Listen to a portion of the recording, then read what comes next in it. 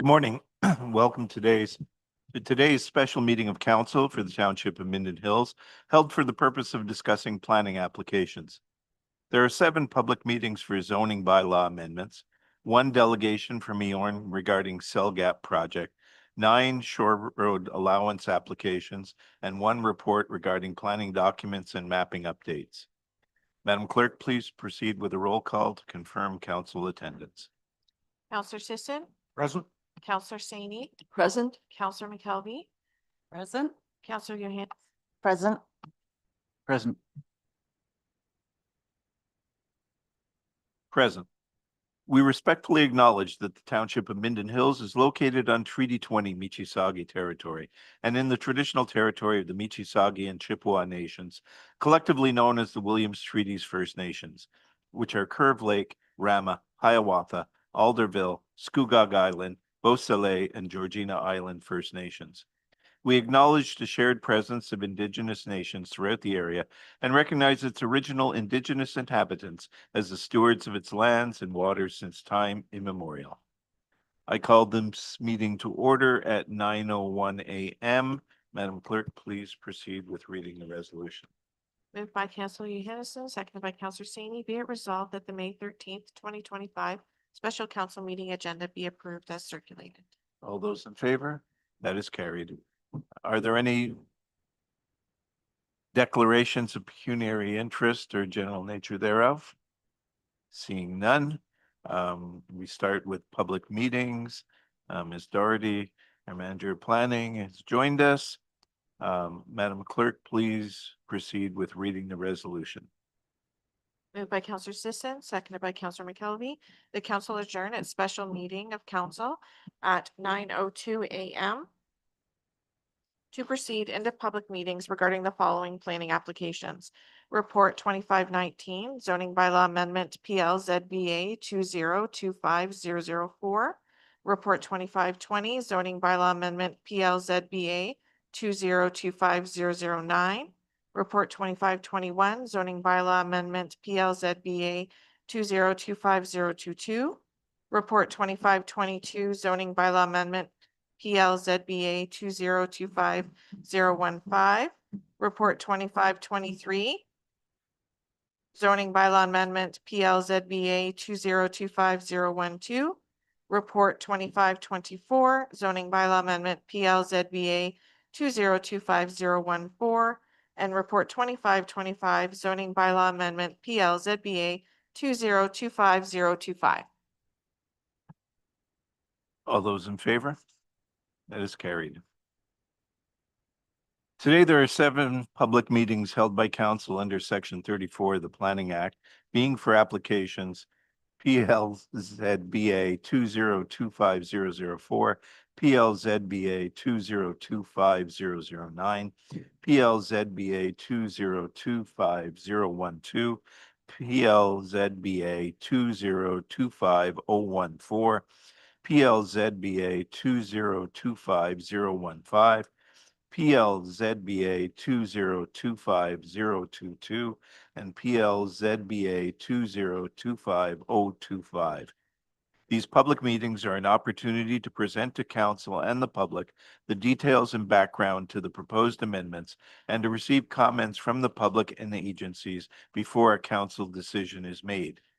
If a person would otherwise have an ability to appeal the decision of council to the Ontario Land Tribunal, but the person does not make oral submissions at a public meeting or make written submissions before the bylaw is passed, the person is not entitled to appeal the decision. So we start with public meeting for PLZBA 2025004.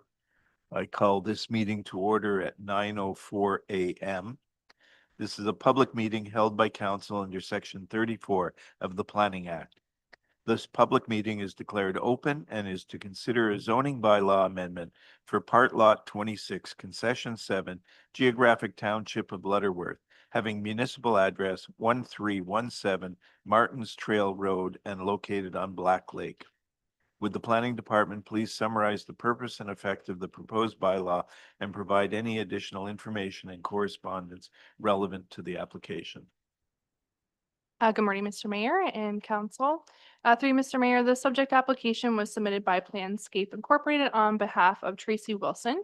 It's noted that this application was originally intended to be heard at the public meeting on April 10th. However, due to the declared state of emergency as a result of the ice storm, the public meeting for April 10th was canceled. The purpose of the application is to implement site-specific zoning to allow for redevelopment of the lot. The property was originally developed with a one-story detached single-family dwelling with an attached deck. Both of the original buildings and attached structures have since been demolished, and so the only remaining structures on the property consist of two docks. One's located on the south shoreline and the other along the east shoreline. Under the policies of the provincial planning statement, the subject property is defined as rural lands. The subject property is also designated rural land in the County of Haliburton official plan. Policies of both these documents permit residential and resource-based recreational uses, which were already established for the property. The property previously being developed was part of the established character, and redevelopment will not impact current uses or service levels. The subject property is designated rural on Schedule A of the township's official plan. A scoped environmental report in support of the application was prepared by Beacon Environmental, and which concluded the site to be suitable for the expanded development. The environmental report provides recommended mitigation measures during and after construction to ensure the continued protection of the lake. As the development will require site plan approval, the mitigations can be incorporated into the site plan agreement to ensure the development proceeds in accordance with the official plan. The subject property is zoned shoreline residential zone in the township zoning bylaw, and permitted uses do include single detached dwellings. In an effort to recognize the development limitations of the property, the applicants are proposing to locate the new dwelling as far back from the west shoreline as physically possible, as alternative locations for a dwelling are essentially challenged due to the steep terrain that bisects the property. And recognizing the setbacks in the amendment while ensuring limitations to expanded development is considered appropriate, and staff supports the amendment. Notice of the public meeting was circulated on April 22nd in accordance with the Planning Act. The Ministry of Transportation did confirm that the property is outside of their control area, and the County of Haliburton provided comment which indicated having no concerns, but suggested consultation with county staff prior to completing any work to ensure compliance with the shoreline preservation bylaw.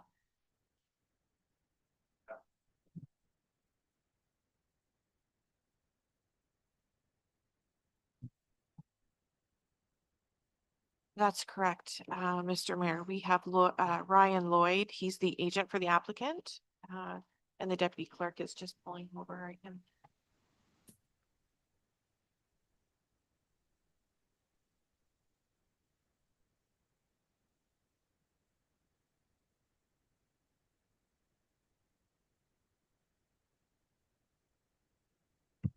Well, dear. Welcome, Mr. Lloyd. Please proceed when you're ready. Thank you, and good morning, Council, and through you, Mr. Mayor. My name is Ryan Lloyd, planner with Planscape at 104 Kimberley Avenue, in Bracebridge, Ontario, P1L 1Z8. I'm here today representing the owners of 1317 Martins Trail. Thank you for this opportunity, and thank you for planning staff for the report and the supportive recommendation for today's zoning bylaw amendment. Today's application will permit the reconstruction of a modest-sized residential dwelling on Black Lake on the existing building envelope of the previous legal non-compliant dwelling that has since been demolished. I agree with this proposal, supported by the Scope EIS prepared by Beacon Environmental. That is, it is consistent with the policies of the provincial planning statement and conforms to both the official plans of the County of Haliburton and the Township of Minden Hills. The proposed bylaw will recognize reduced front yard setbacks consistent or greater than the previous legal non-compliant dwelling, with a slightly larger footprint of 25 square meters and an increased dwelling height of about 1.2 meters. The overall lot coverage will actually decrease slightly from approximately 5% to 4.3%, accounting for the removal of a sleeping bunkie that was within the setback of the high water mark. I'll leave it at that, but I'm happy to take any questions. Thank you. Thank you. Members of the public will now have an opportunity to provide their comments. We start with attendees participating electronically and then proceed with members of the public attending in person. Do we have any electronic attendees?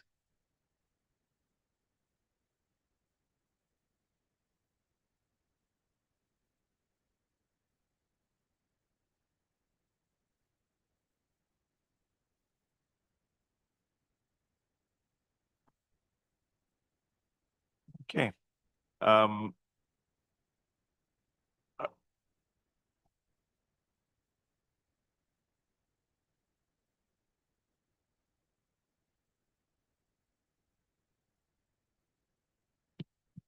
Hello, 341-110. Are you attending to speak to this application?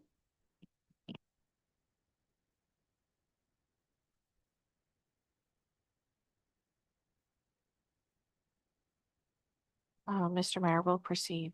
Sorry, I pressed the button by mistake.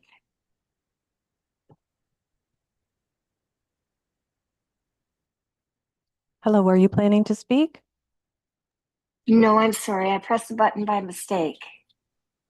Okay, thank you. all right. Is there no electronic participants? Are there any members of the public attending in person that wish to speak to the application?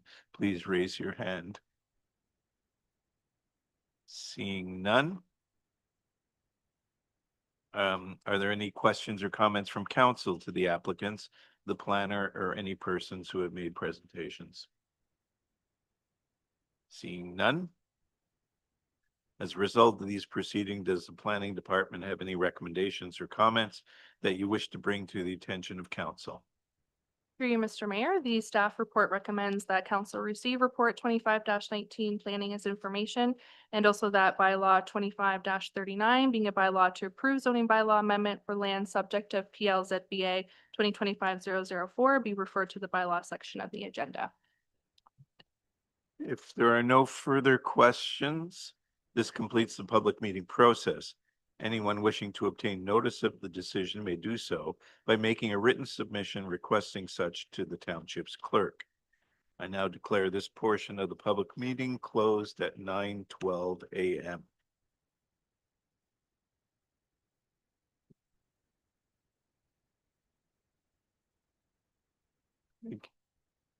Thank you, Mr. Lloyd. All right.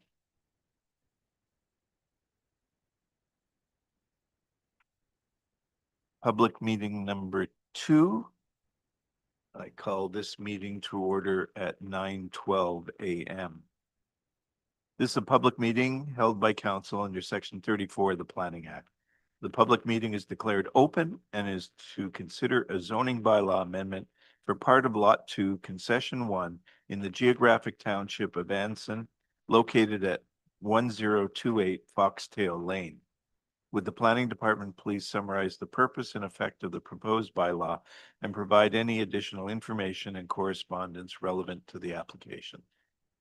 Through you, Mr. Mayor, the subject application was submitted by Jeff Howe on behalf of 2640599 Ontario Inc.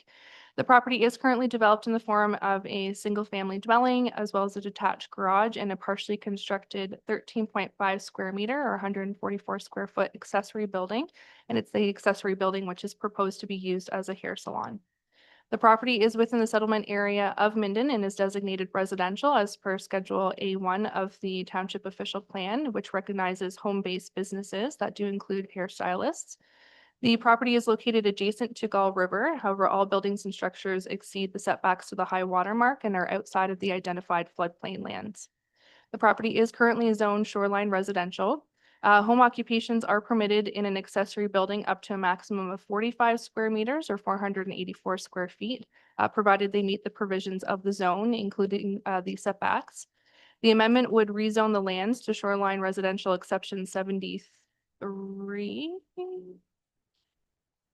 77, 77. I've got 73 and 77 in my notes. 77. 77. To recognize a reduced setback to the private road easement and side yard setback to the proposed salon building. The proposed parking area provides adequate parking for a small scale business model for a part-time hair salon and is located in the rear yard, screened from the waterfront. The proposed hair salon is not anticipated to impact or impede the character of the area. To enhance compatibility, the amendment would also prohibit entrances adjacent to the near side lot line. I would note that the bylaw initially indicated the westerly side yard. However, I obviously forgot my directions the day that was written, and it should say easterly side yard, being the closest side yard that it's to. So a revised bylaw was provided to the clerk with that correction. When the salon business ceases to exist, the structure will comply with the requirements of a shed under the township zoning bylaw, and staff support the amendment to permit the home occupation as proposed. Comments were received from one neighboring property owner, Beth Ann and Sean McCutcheon, in support of the application, which was circulated to council. And that concludes our comments on the application. Okay, does the applicant have a presentation or wish to make any comments? Mr. Mayor, no, the applicants are in the audience, but they don't wish to comment today. Members of the public will now have an opportunity to provide their comments. We will start with attendees participating electronically and then proceed with members of the public attending in person. Is there anybody electronically? No, Mr. Mayor, there is no one attending electronically for this application. Okay. If there are any questions or comments from members of the public attending in person, please stand or raise your hand. Seeing none. Are there any questions or comments from council to the applicants, the planner, or any persons who have made presentations? Seeing none. As a result of these sorry. Oh, go ahead. Just wanted to check, the size of the building doesn't allow for a washroom, I don't believe, so is Correct. that's okay? Through you, Mr. Mayor, sorry, can you clarify the question? It's not intended to have a And that, washroom. that's okay as far as building goes? Correct, yes. Thank you. Okay. As a result of these proceedings, does the planning department have any recommendations or comments that you wish to bring to the attention of council? Through you, Mr. Mayor, as outlined in the staff report, we are recommending that council receive report 25-20 planning as information, and also that bylaw 25-40 being a bylaw to approve a zoning bylaw amendment for the land subject to PLZBA 2025-009 be referred to the bylaw section of the agenda. Okay, there are no further questions. This completes the public meeting process. Anyone wishing to obtain notice of the decision may do so by making a written submission requesting such to the township's clerk. Sorry. Sorry, just a quick question. Okay. Just to make sure that it's been like the septic system, because this is a hair salon, there'll be extra plumbing and things that I'm sure the building department has worked with this in terms of septic sizes. Thank you. Through you, Mr. Mayor, so the building department is aware of the application. So yes, they would be required to get appropriate permits for that. Okay. If there are no further questions, this completes the public meeting process. Anyone wishing to obtain notice of the decision may do so by making a written submission requesting such to the township's clerk. I now declare this portion of the public meeting closed at 9:18 a.m.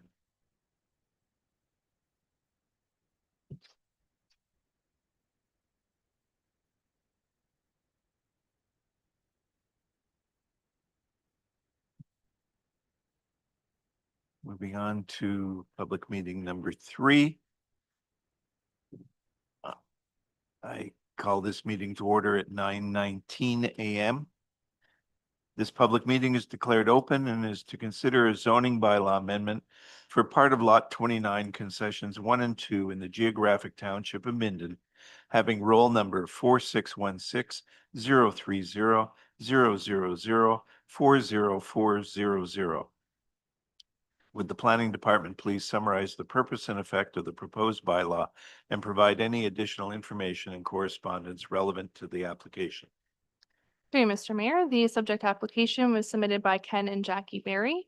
The purpose of the application is to fulfill the conditions of consent applications 5-052-24 and H-053-24, which would serve to create 2 new residential lots in addition to the retained.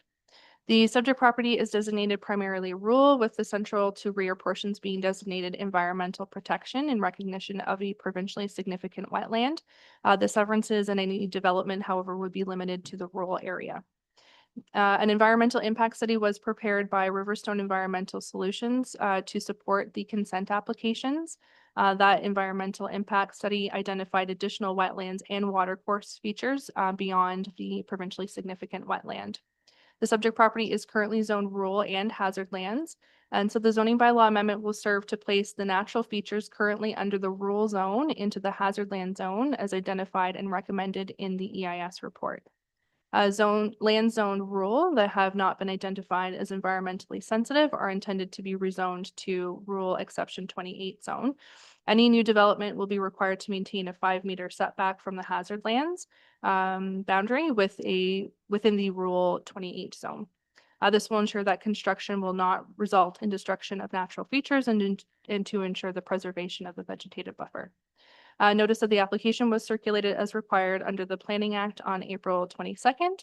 We did receive comments from the County of Halliburton that they had no concerns with the application, and we've received no further comments from agencies or the public. Okay, does the applicant have a presentation or wish to make any comments? Through the chair, there's been no registrants for agent or applicant.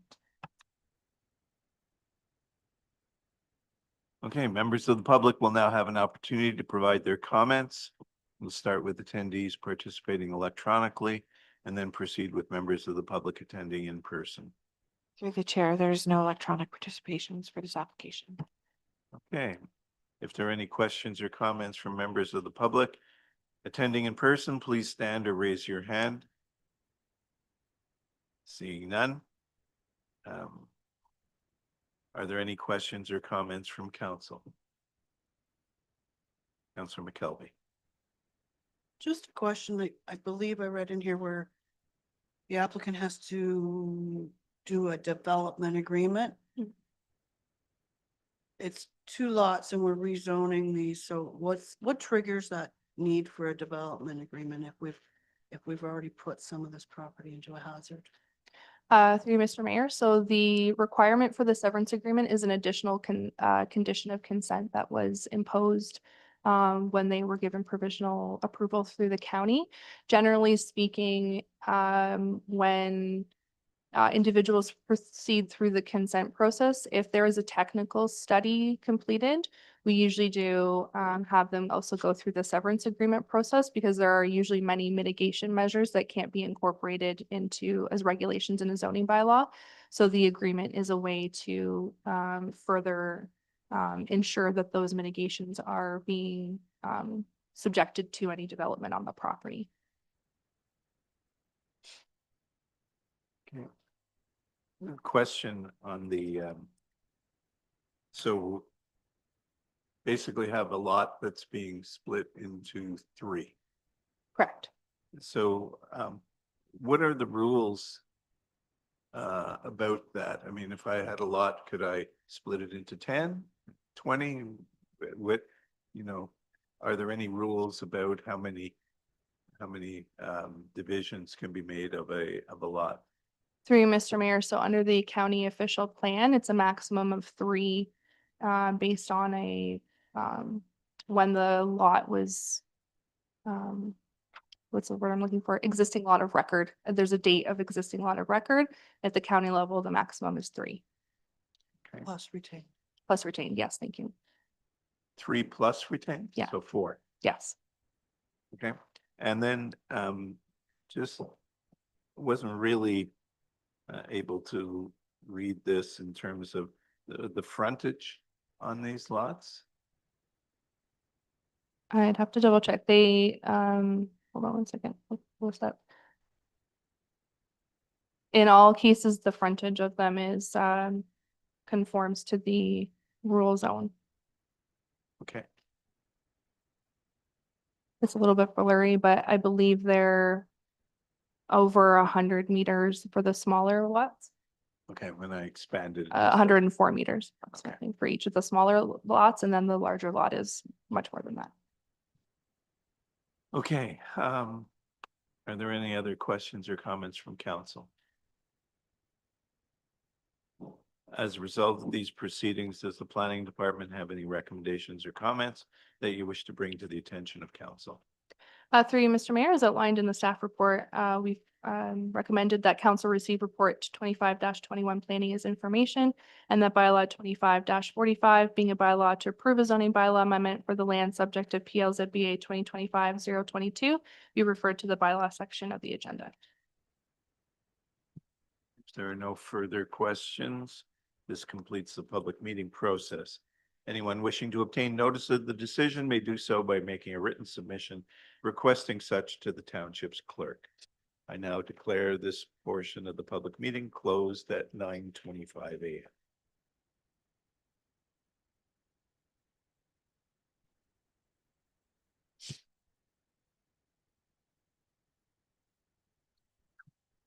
Public meeting number 4. I now declare this meeting to order at 9:26 a.m. This public meeting is declared open and is to consider as bylaw amendment for part of Lot 32, Concession 7 in the geographic township of Minden, having roll number 4616-031-000-73700. Would the planning department please summarize the purpose and effect of the proposed bylaw and provide any additional information and correspondence relevant to the application? Through you, Mr. Mayor, the subject application was submitted by TD Consulting on behalf of Giovanni Calaveri. The purpose of the application is to fulfill conditions of consent applications H-046-24 and H-047-24, which would serve to sever the property into 3 individual parcels, which includes the retained. The subject property is designated rural in the township official plan and is currently zoned rural. An environmental impact study was prepared by Riverstone Environmental Solutions to support the consent applications, and that EIS identified wetlands and watercourse features on the property. The zoning bylaw amendment will serve to place the natural features currently under the rural zone into the hazard zone, as identified and recommended in the environmental impact study across the property, and recognize an existing access and driveway within a protective buffer area. Land zone rural that have not been identified as environmentally sensitive are intended to be rezoned to rural exception 27. Any new development will be required to maintain a 5-meter setback from the hazard land zone boundary within the rural 27 zone.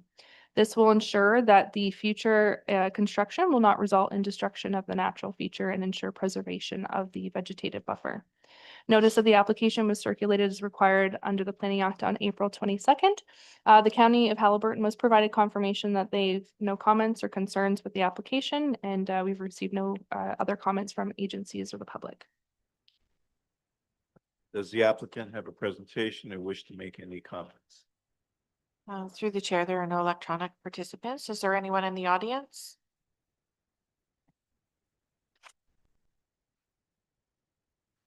Okay. Members of the public will now have an opportunity to provide their comments. We'll start with attendees participating electronically, then proceed with members of the public attending in person. There are no electronic participants. Okay. If there are questions or comments from members of the public attending in person, please stand or raise your hand. Seeing none. Are there any questions or comments from council?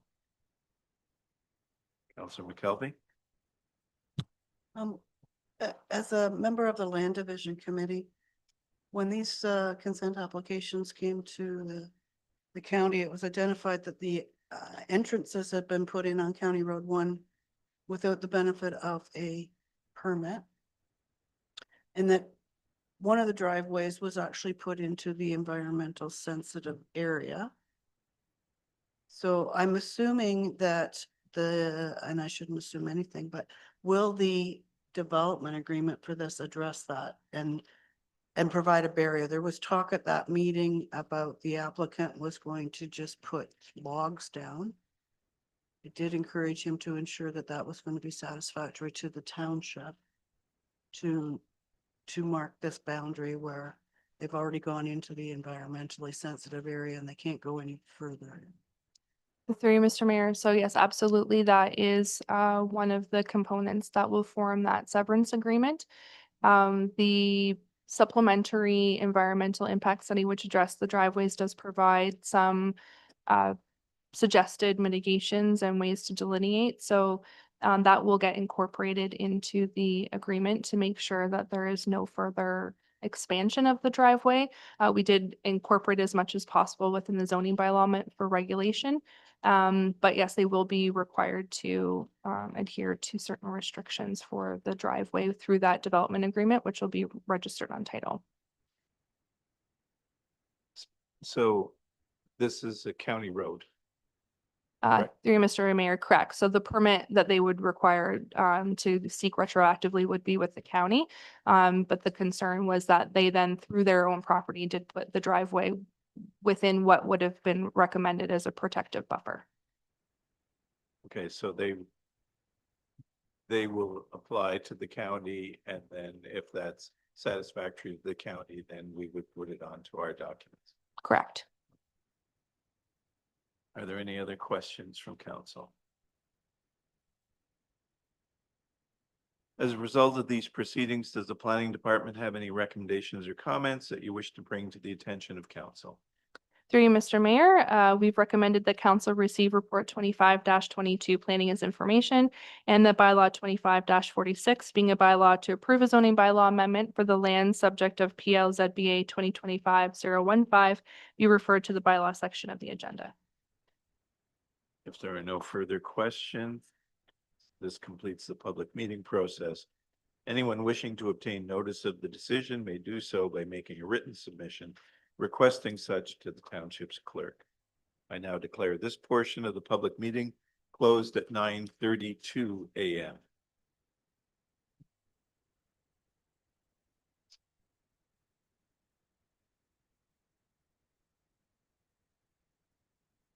Public meeting number 5.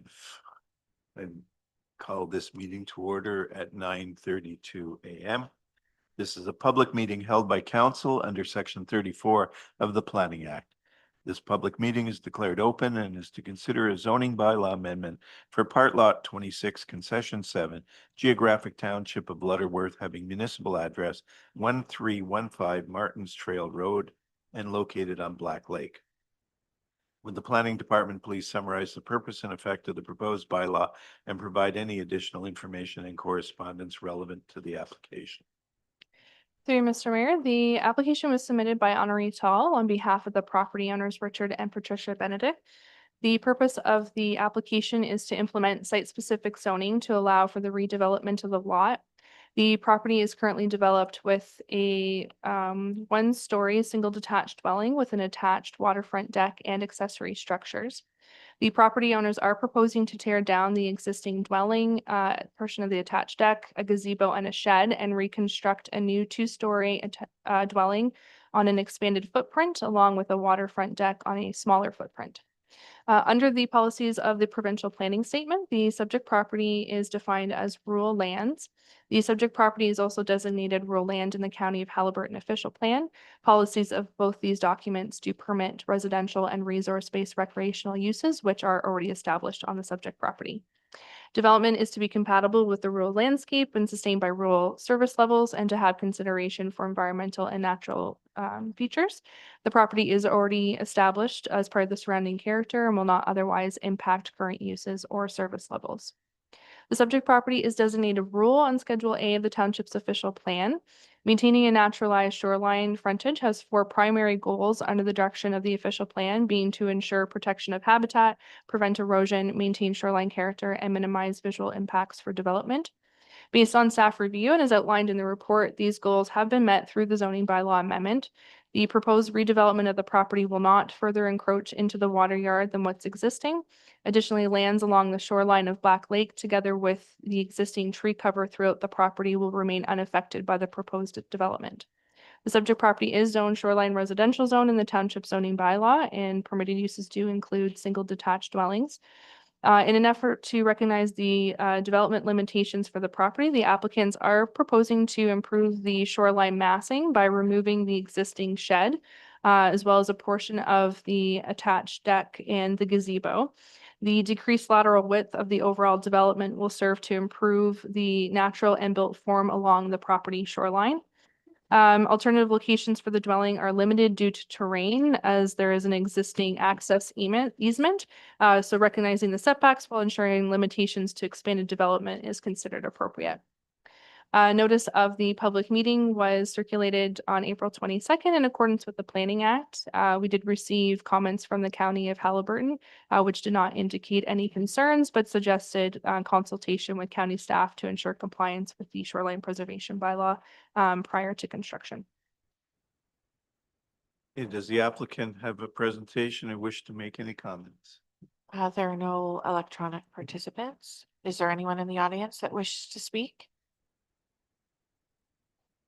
Okay, members of the public will now have an opportunity to provide their comments. We'll start with attendees participating electronically and then proceed with members of the public attending in person. There are no electronic participants registered. All right. Is there anybody in the audience who wishes to comment? Seeing none. Are there any questions or comments from council? Councilor Sisson. Amanda, I see a right of way here. Is this a deeded right of way for the road? Is that what that is? Let me just pull up the survey first. Through you, Mr. Mayor, yes, that's the road that goes straight behind the. Councilor McKelvey. This is a very busy survey. So I'm just trying to figure out, I may have missed something here. There's a cabin on this property with a deck as well. Is that being removed? Through you, Mr. Mayor, no, that cabin is on the opposite side of the road, and as far as I'm aware, it's intended to remain where it is. And that's allowed in our zoning bylaw for shoreline residential? My understanding is that it's operates more as a bunkie, but I would have to defer to the applicant. Because we have made people take bunkies and basically gut them and turn them into storage because it didn't comply. I'm just trying to figure out if that's the case here. Through you, Mr. Mayor, so it's at this point in time considered a legal non-conforming or non-complying structure, so we didn't require them to do anything in order to permit the redevelopment of the house. My other question is the shoreline road allowance been purchased? Through you, Mr. Mayor, I believe so. We would have to know that. We'd be rezoning our own land. We won't. Through you, Mr. Mayor, I believe that there was an application on this for this property to purchase the shore road allowance. I'd have to confirm if it had been finalized, but I do believe it was towards the end of processing. We can't, Mr. Mayor, Go ahead. we can't rezone our own property without us applying. So we would need to know whether that shoreline road allowance has been conveyed. So through you, Mr. Mayor, so generally speaking, what we've done in the past where there has been a shore road allowance that is not in ownership of the property owner, but would form part of it, is usually we do put a hold on that property.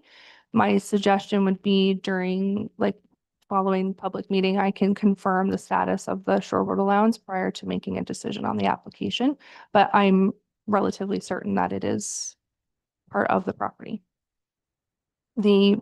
I believe the agent is here if they want to come and confirm. I'm not sure if you want to come up and speak.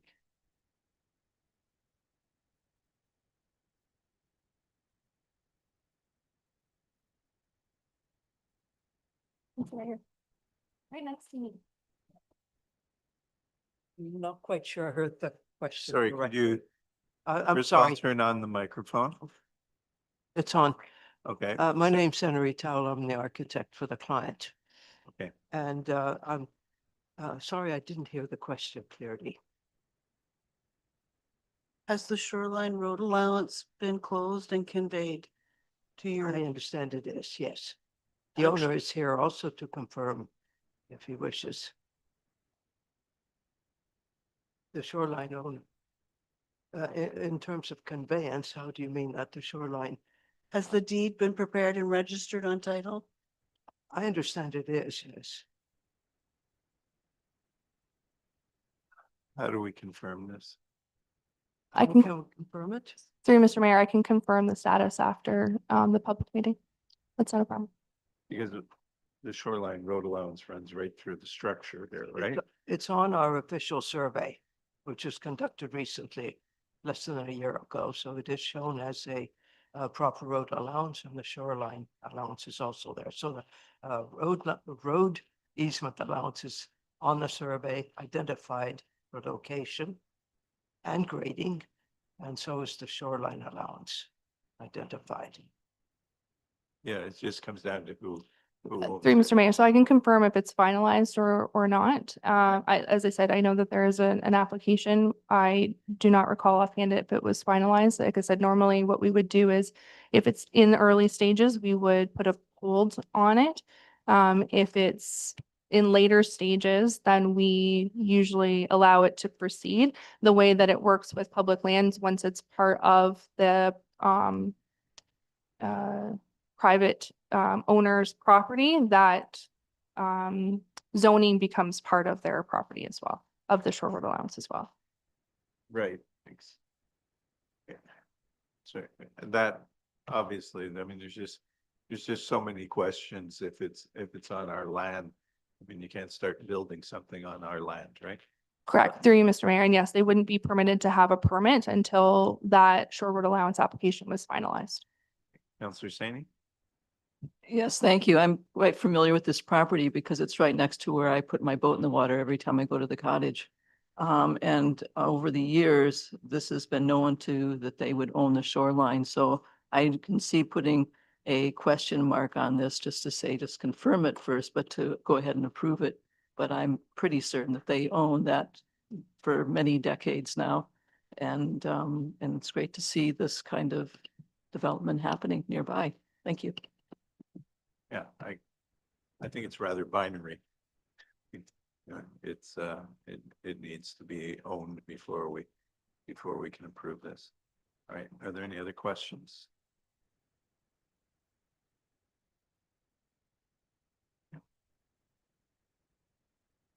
Sorry, is that a question? Yes, so does this have to come back to council, or can we approve it upon confirmation that they own the shoreline? That's Councilman McKelvey, did you? We can't approve a rezoning on property that we own. But I believe Amanda indicates she's going to check this during a break, so to speak. So before we actually get to the bottom of the agenda to do the actual bylaw, we will know whether that has been conveyed and deeded. So then we'll, Yes. but if it hasn't, we have some delays. Thank you, through the mayor. Just wanted to make sure that. Yeah, that's do fine. this today. Thank you. Any other comments, questions? Okay, as a result of these proceedings, does the planning department have any recommendations or comments that you wish to bring to the attention of council? Through you, Mr. Mayor. So it is recommended that council receive report 25-23 planning as information. And also that bylaw 25-47 being a bylaw to approve a zoning bylaw amendment for land subject to PLZBA 2025-012 be referred to the bylaw section of the agenda pending confirmation with respect to the shoreline. Okay. If there are no further questions, this completes the public meeting process. Anyone wishing to obtain notice of the decision may do so by making a written submission requesting such to the township's clerk. I now declare this portion of the public meeting closed at 9:44 a.m.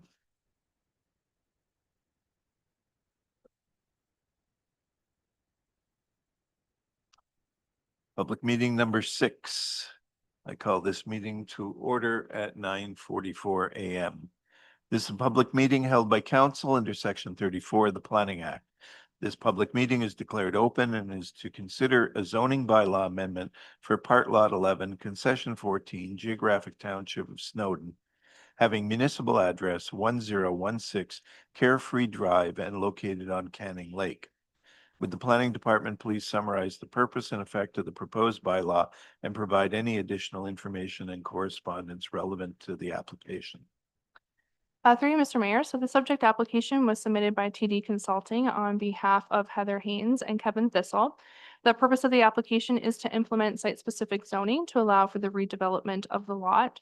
The property was originally developed with a one-story single detached dwelling with an attached covered deck and open deck, as well as a sleeping cabin and a dock. The pre-existing dwelling did not comply with required setbacks to the shoreline and was located within 15 meters of Canning Lake. The dwelling and attached structures were unfortunately destroyed by fire. The property owners are seeking to construct a new, larger, single detached one-story dwelling with an increased setback to the shoreline to both the dwelling and proposed attached decks. The subject property is designated waterfront on Schedule A of the township's official plan. Maintaining a naturalized shoreline frontage has 4 primary goals under the direction of the official plan, being to maintain the shoreline character, protect habitat, prevent erosion, and minimize visual impacts. Based on staff review, these goals are being met. The redevelopment of the property proposes an increased shoreline setback for both the dwelling and the attached decks. In addition to the visual improvement, because of increased setbacks, the proposed location of the new dwelling and structures provide a more appropriate level building area. The subject property is zoned shoreline residential in the township zoning bylaw, which does permit single detached dwellings. The proposed application would serve to impose site-specific provisions, recognizing the reduced setback to the high water mark for both the dwelling and decks, and the increased lateral width of the proposed new dwelling. Being further set back from the water is challenged by the presence of a private road that bisects the property. Based on staff review, the existing dwelling was located within the original shore road allowance. The increased setback of the proposed development will not encroach into the shore road allowance lands. However, a concurrent application to purchase the shore road allowance is being processed. Notice of today's public meeting was circulated on April 22nd in accordance with the Planning Act. The County of Halliburton indicated having no concerns with their submitted comments, but suggested consultation with staff to ensure compliance with the the shoreline preservation bylaw. We didn't receive any other comments from public or agencies. Hey, does the applicant have a presentation and wish to make any comments? Through the chair, there are no electronic participants. Is there anyone in the audience that would like to participate? Okay, members of the public will now have an opportunity to provide their comments. We will start with attendees participating electronically and then proceed with members of the public attending in person. Through the chair, there are no electronic participants. Right? If there are any questions or comments from members of the public attending in person, please stand or raise your hand. All right. Seeing none. Are there any questions or comments from council? Councilor McKelvey? Sorry, I'm trying to find it here, but I did make a note about a bunkie, existing bunkie. Through Mr. Mayor, that's to be removed. To be removed, or like, is that something that's going to be a condition? So the way that we've worded the amendment is that the maximum lateral width of all buildings and attachments thereto within the required water yard should not exceed 21.9 meters. So that will require them to remove the bunkie. They do have the ability to relocate it to comply with zoning. But in this case, they won't be able to leave it. Well, they can't leave it where it is anyways, because it would go over, there'd be a house over top of it.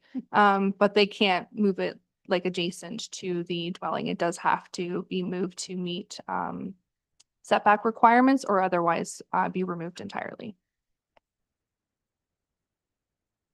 Any other questions from council? Seeing none. Are there? As a result of the proceedings, does the planning department have any recommendations or comments that you wish to bring to the attention of council? Through you, Mr. Mayor, the staff report recommends that council receive report 25-24 planning as information, and that bylaw 25-48 being a bylaw to approve a zoning bylaw amendment for the land subject of PLZBA 2025-014 be referred to the bylaw section of the agenda.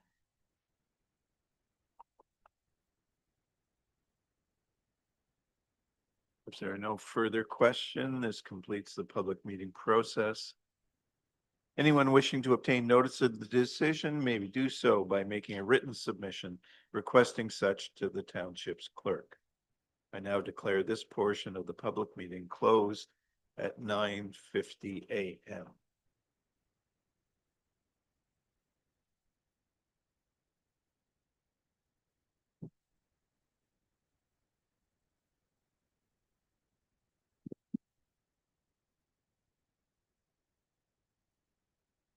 Public meeting number 7. I call the meeting to order at 9:50 a.m.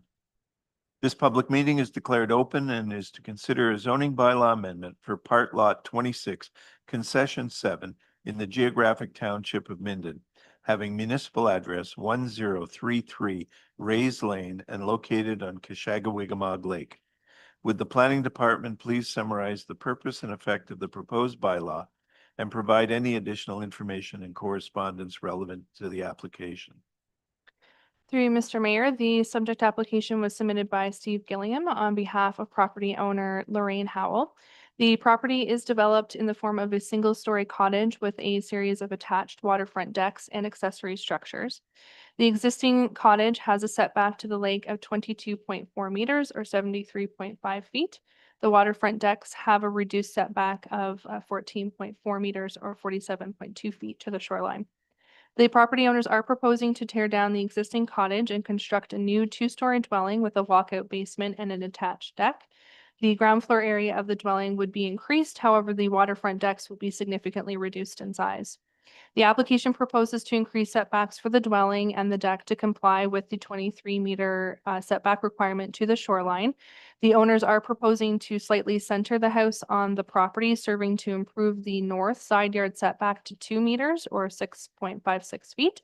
The alignment of the house would slightly reduce the southern side yard setback to 4.1 meters or 13.4 feet. Under the policies of the provincial planning statement, the subject property is defined as rural lands.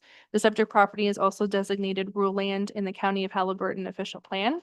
Policies of these documents do permit residential and resource-based recreational uses, which are established on the property.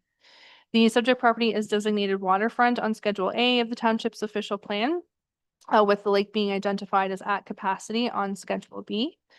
Given the setback of the dwelling and the deck as proposed, no alteration within the immediate shoreline area would result.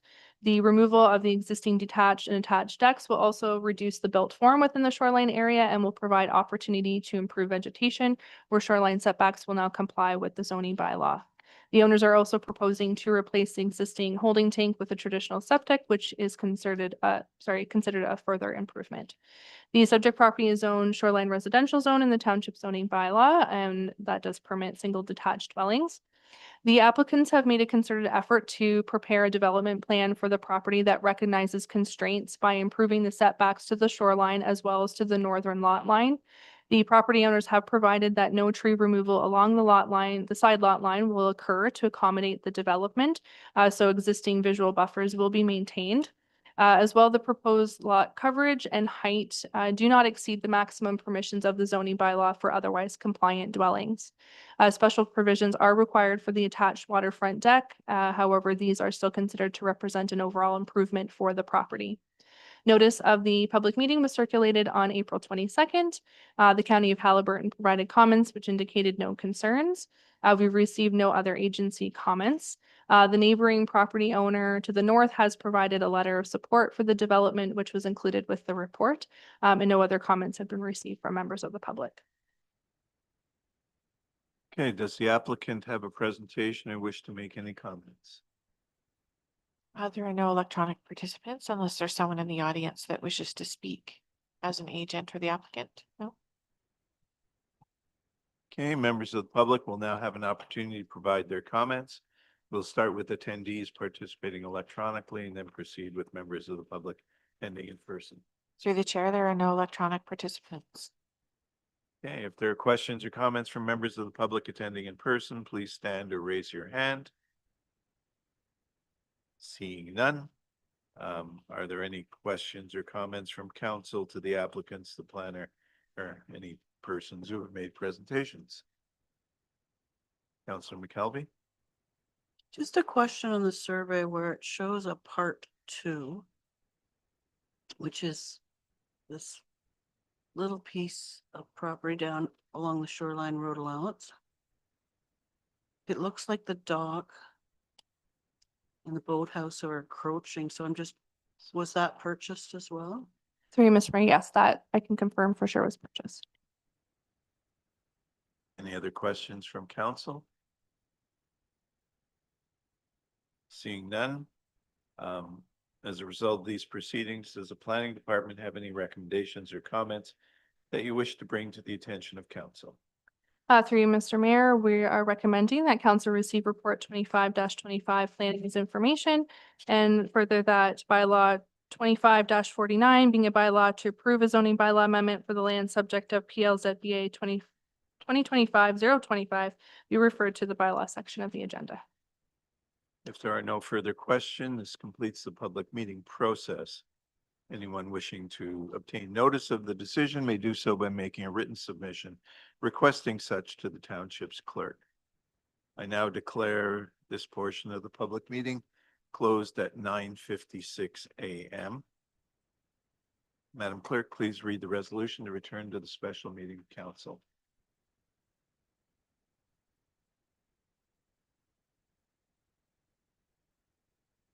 Sorry, let me try that again. Moved by Councillor Johansson, seconded by Councillor Saini, that council adjourn its public meetings and resumes its special meeting at 9:56 a.m. All those in favor? That is carried.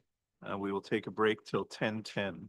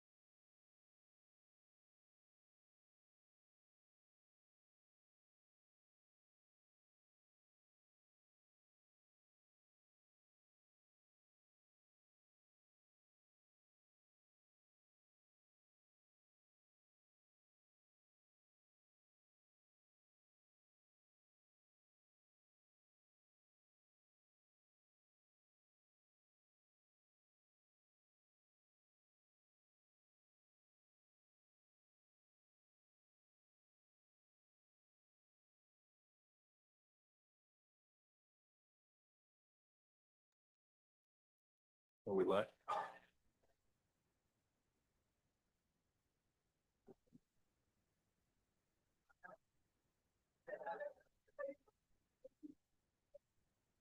All right.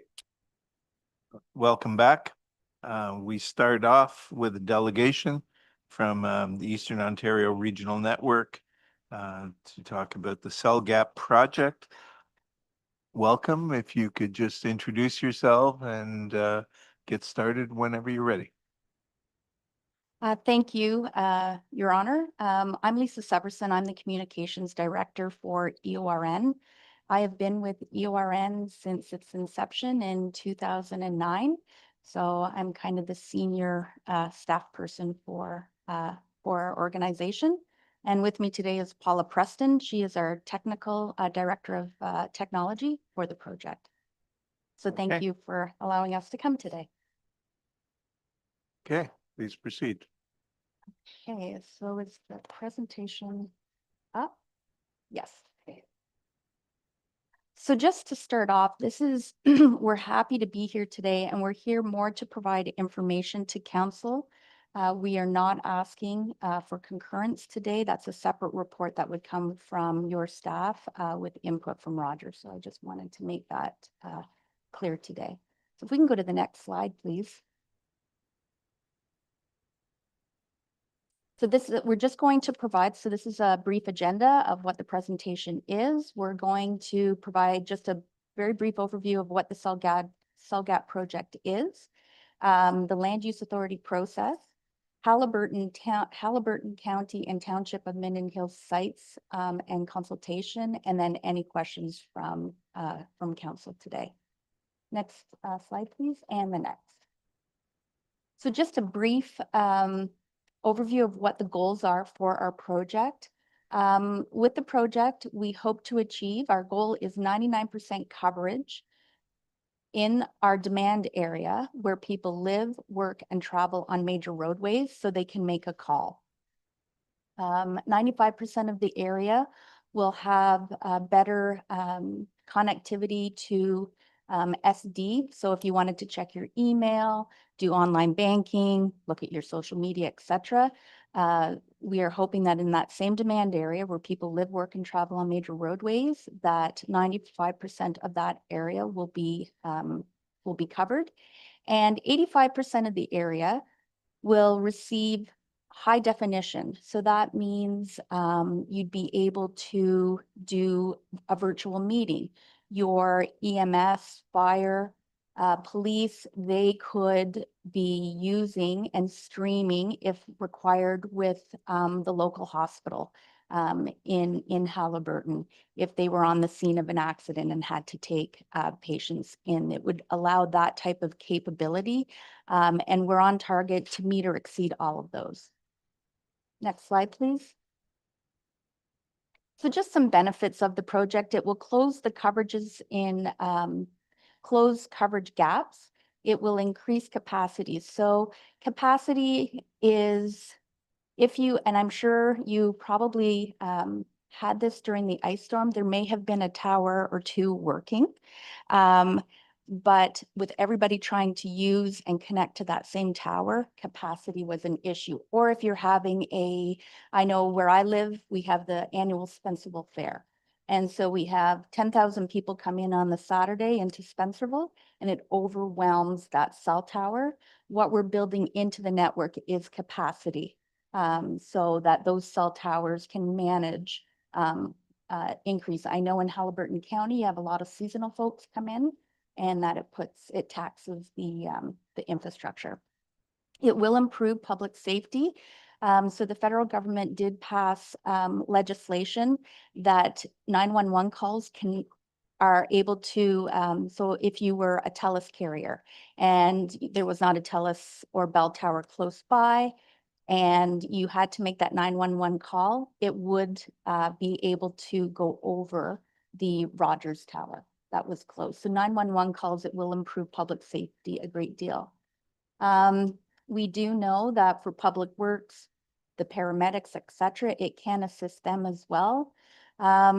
We've heard through in other areas where towers have been completed, a boost and for economic opportunities and tourism.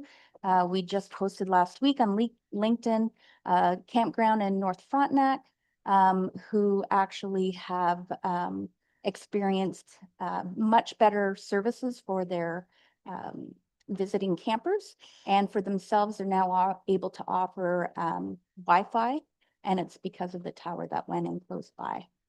So the towers will also allow for the deployment of other fixed wireless and new technology rollouts. And we have a contract with Rogers until 2030 to ensure that they keep that they ensure that the network is working as it should, and that it's scalable over time as technology changes. Next slide, please. We've provided these pictures just to show you what the towers may look like. I know that you probably drive by cell towers every day. So the compound, we wanted to show you how we secure the actual tower and the building that holds the electronics.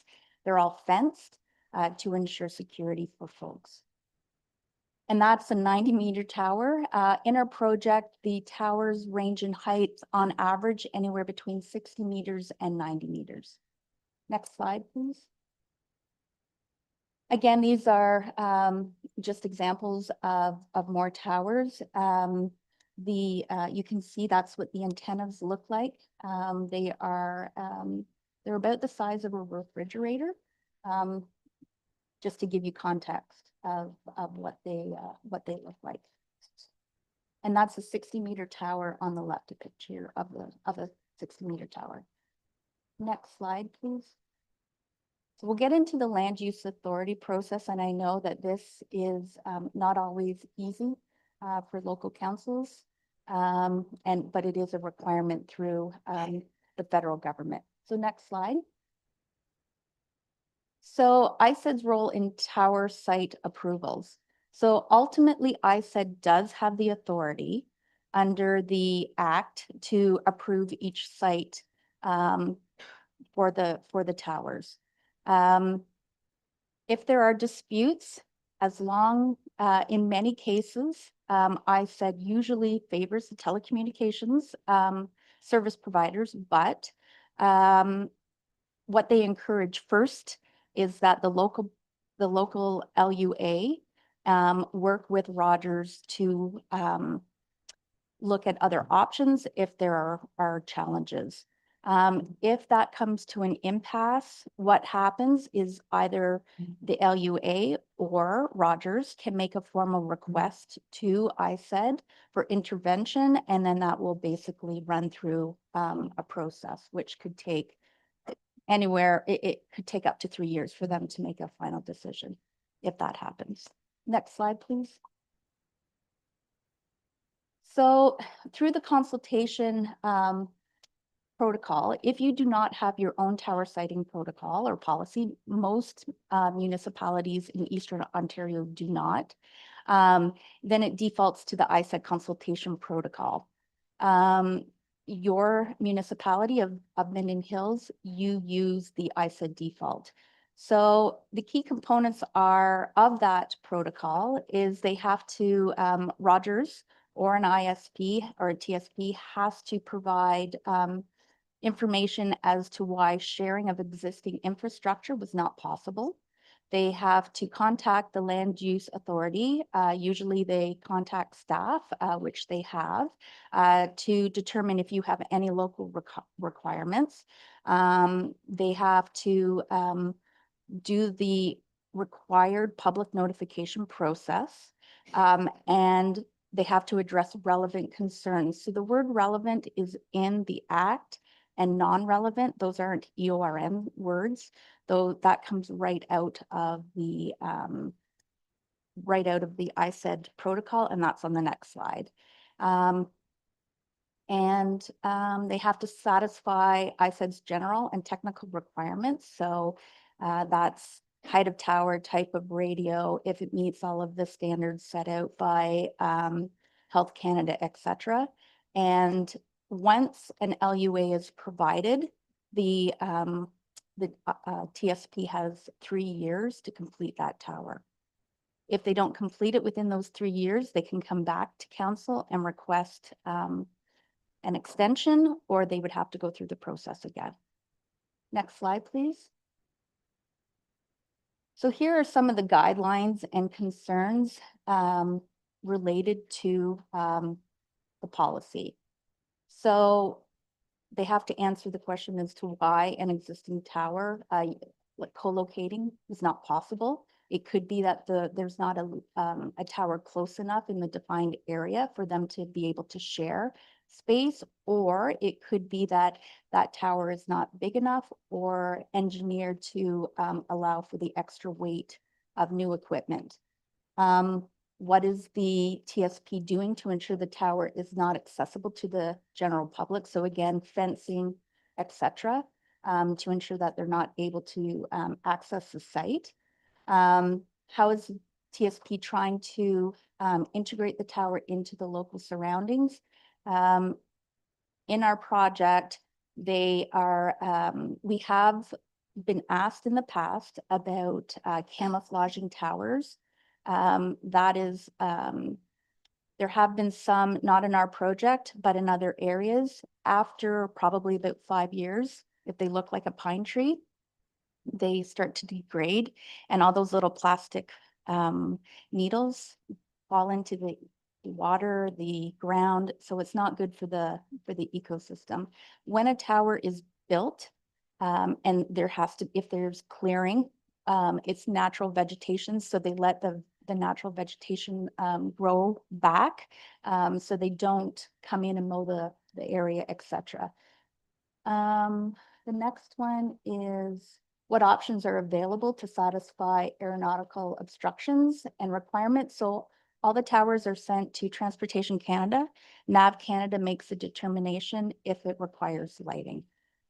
And what are the steps the TSP took to ensure compliance with the general requirements of the documentation? So Environmental Act, etc.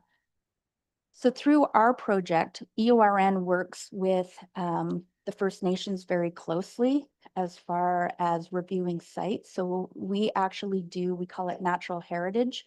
We actually do site visits and provide the First Nations with documentation to review each site. We also are doing archaeological stage 1 and stage 2 on each of the new tower sites.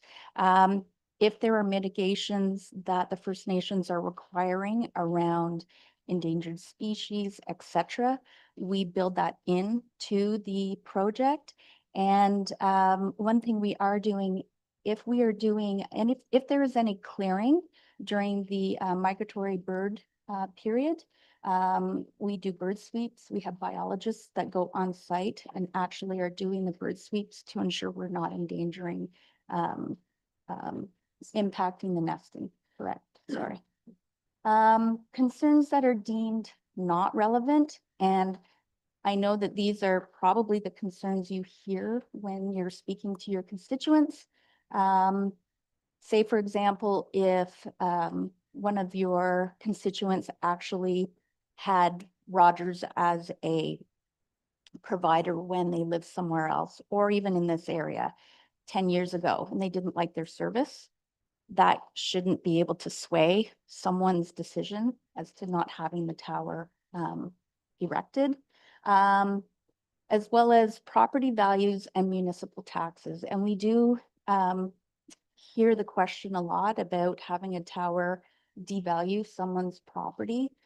Through the protocol, that is a non-relevant concern from ISID's perspective. I have spoken to a few of the real estate agents in my local area, and they said, they have told me that the first thing people ask is if I have good broadband and if I can get a cell connection, because most people don't want landlines anymore. And so those are two key factors. And they said having those two components actually bring a value of a property up. Questions whether the radio, so questioning the act itself or safety code 6 established bylaws and other legislation are also deemed non-relevant. So I know that there's always questions around health concerns when towers are being erected. And EORN and the TSPs, Rogers, Bell, tell us they all follow the guidelines set out by the federal government through Safety Code 6. And that's what we are governed by. Next slide, please. So your role in tower site approvals, as the LUA, you decide on the process. So again, in this municipality, it's the ISAID default process. You assist the proponents by providing contact information for residents for the public consultation. So for example, in the act basically states that you must notify people within 3 times the tower height. So if the tower is a 60-meter tower, 180 a radius, and those neighbors should be notified separately. There also needs to be a newspaper ad put in notifying the rest of the community about the process. And in some municipalities, they'll even post that on their website. If the consultation process is followed correctly, concurrence, concurrence should be approved. It's not, again, if you're basing the your decision on the requirements of the process being followed and notification and allowing input from the public. Again, weighing in on whether there's health concerns, etc. I said basically has stated that's a non-relevant concern. LUA should be based on the decision of the fulfillment of the process and the requirements of the policy, or ISAID's default policy, and again, not on non-relevant concerns. It's hard because we know emotions come into it, and we know that you are the folks that see people in grocery stores and out in public, and that's tough. And we appreciate that because we get the phone calls as well. Next slide, please. So these are the Halliburton sites. I can let Paula speak to those. She is the technical director and she can speak to those. Next slide. What we're trying to do is give a example of the magnitude or scope of what's involved in the overall region.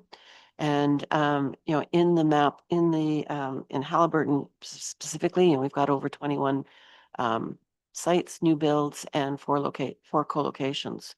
So actually, this is actually Minden Hills that I'm talking about. But if you go on to the next slide, we can see locally what we're trying to talk about in this area here. We have 3 sites that are up for LUA that still we do not have concurrence for. 8268, the so-called 1 Mile Drive one, or Brady Lake, 3950, which is Galert, and 8590, which is Bobcaygeon Road. And these towers have had a long history within the municipality. Bobcaygeon Road is the one that will be going up first for consultation or concurrence approval. We have had objections, but we're getting fairly close to being able to bring that one forward to council for a decision made by council. The other 2 are still in the pre-consultation process, and they will be coming up as well in the next while. 8590 is a self-support tower. And we've just had recently confirmed that there will be no lights required for 8590. We are still waiting for feedback from NAV Canada and Transport Canada on 3950 and 8268. Unclear at this point in time whether those ones will require lights or not. It really does depend upon the flight paths of local aircraft. And while 8590 may not require lights now, with any recommendation from Transport Canada or NAV Canada, there is always the potential that with technology changes and the way flight paths change is that lighting may be required. We did have to add lights after the fact on a site near Kinesis Lake. But for something like 8590, given its location, and its height of the tower, highly unlikely that that site will ever require lights. But it is always a possibility with the current changing of technology. Next slide. And again, these are the towers that we're currently under construction now within the township: 8596, 8598, and 8591, a mixture of guide and self-support towers. And these ones are all probably going to be in service in late 2025 or early 2026. What Rogers tends to do from a construction perspective is wherever possible, they will group the building of towers together in a at the same time. And that's next steps. You want to do next steps? So due to time constraints, our funding runs until our construction needs to be completed through the program by August of 2026. So we're just a little over a year left to get the remaining sites built. We are proceeding with the archaeological and natural heritage assessments in parallel with the LUA process. We kind of like to have LUA first before we do that, but just because of the time constraints now, because we're nearing the end of the project, we're doing them parallel. If we don't start construction, or at least put it into the schedule, so it's not just, the 6 or 7 towers that are remaining. They all go into a construction schedule that Rogers has. So that's how they order the supplies, make sure they have crews allotted, etc. So they need time to plan. And if we don't start that process soon, there will be jeopardy of getting sites completed by the end of August 2026. And if they aren't approved in a timely fashion, so we know that they still haven't come to council, but we are getting tight on timelines, and those towers wouldn't be completed. We'll just run out of runway, unfortunately, at this point.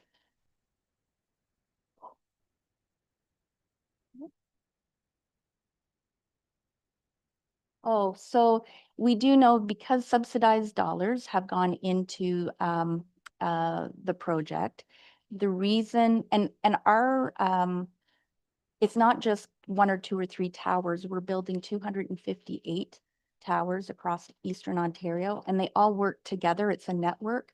It's not just a one-off cell tower that's being built in an area. They all interact with each other.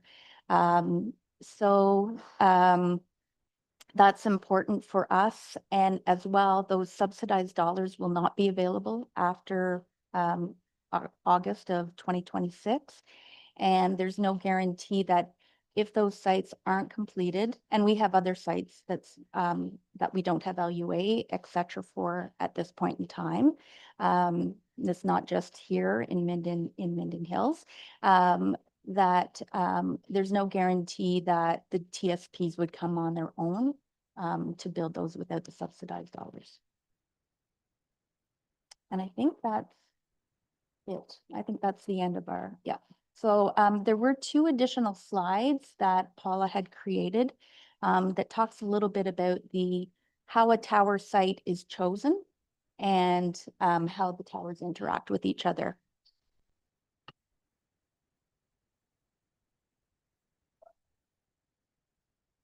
We thought that it would be useful to give an overview of how we choose a site across the region, just so you have a little bit more background in terms of the overall site selection process.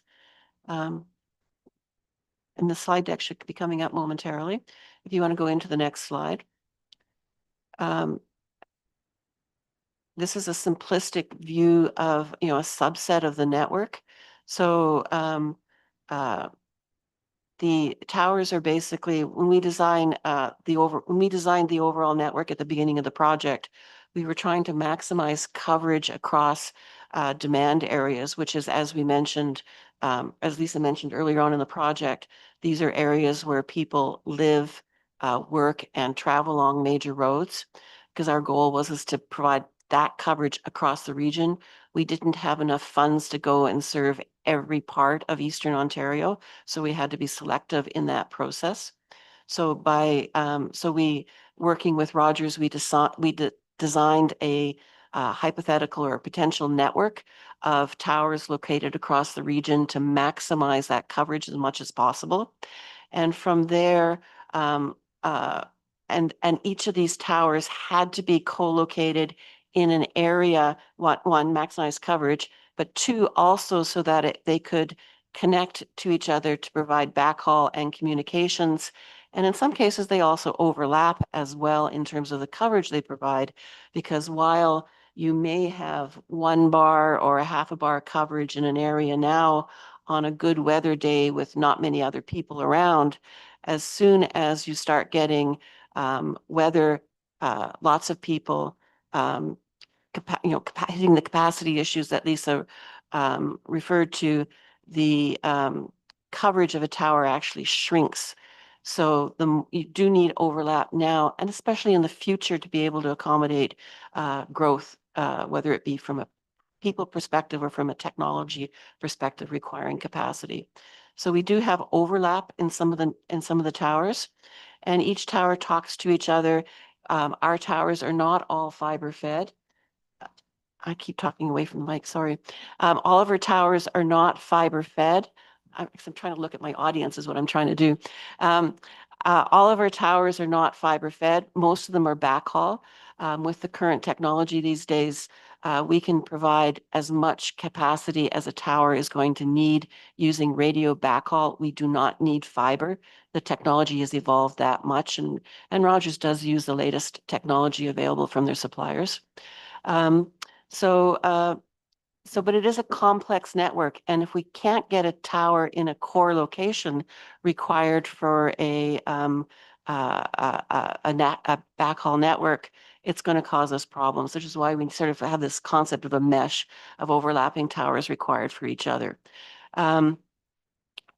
To add more complexity on this, there is also alternate routing available in some of our networks. So if a tower does go down, it will, we do have alternate routes, probably not at the same capacity levels as the primary routes, but it is there in case of emergencies as well. It's, important for Rogers to be able to maintain their network when they lose, say, power to a site. Next slide. And again, once we've actually got the sort of general or planning location for a site, the engineer identifies a search ring, which is generally about 2 kilometers in size. And within that area, that's where they want to put a tower to maximize our coverage and hit all of the backhaul requirements. The engineer will then look at existing ISED databases and other information sources that they have to see if there's any existing towers in an area. It's cheaper for Rogers or for Bell to co-locate on an existing infrastructure if that structure has got enough room on the tower, as well as the tower itself is strong enough to support these refrigerator-weighted antenna. So if there are existing towers, Rogers will go on one of those. If there are not, then they ask the real estate team to find potential properties of suitable size and characteristics within this so-called search ring. And there could be 100 properties in the Bob Cajun area, for example. There are over 100 properties that were considered for that site. Many of them were rejected because they weren't of suitable size, or they didn't have access to power, or they were affected by wetlands or hazard areas. So these sites were all considered. And then when they have a smaller list of candidates, they start reaching out to potential properties or property owners to see if they find a willing landlord. And as soon as they find a willing landlord, they start the lease process and they don't follow up on pursue other sites necessarily. And then generally, once a lease is signed, they will start the land use authority process. Although sometimes that occurs in parallel with the lease signing process because it can take a while to get a lease signed. And that's how we actually select a site. So I think that's the end of our.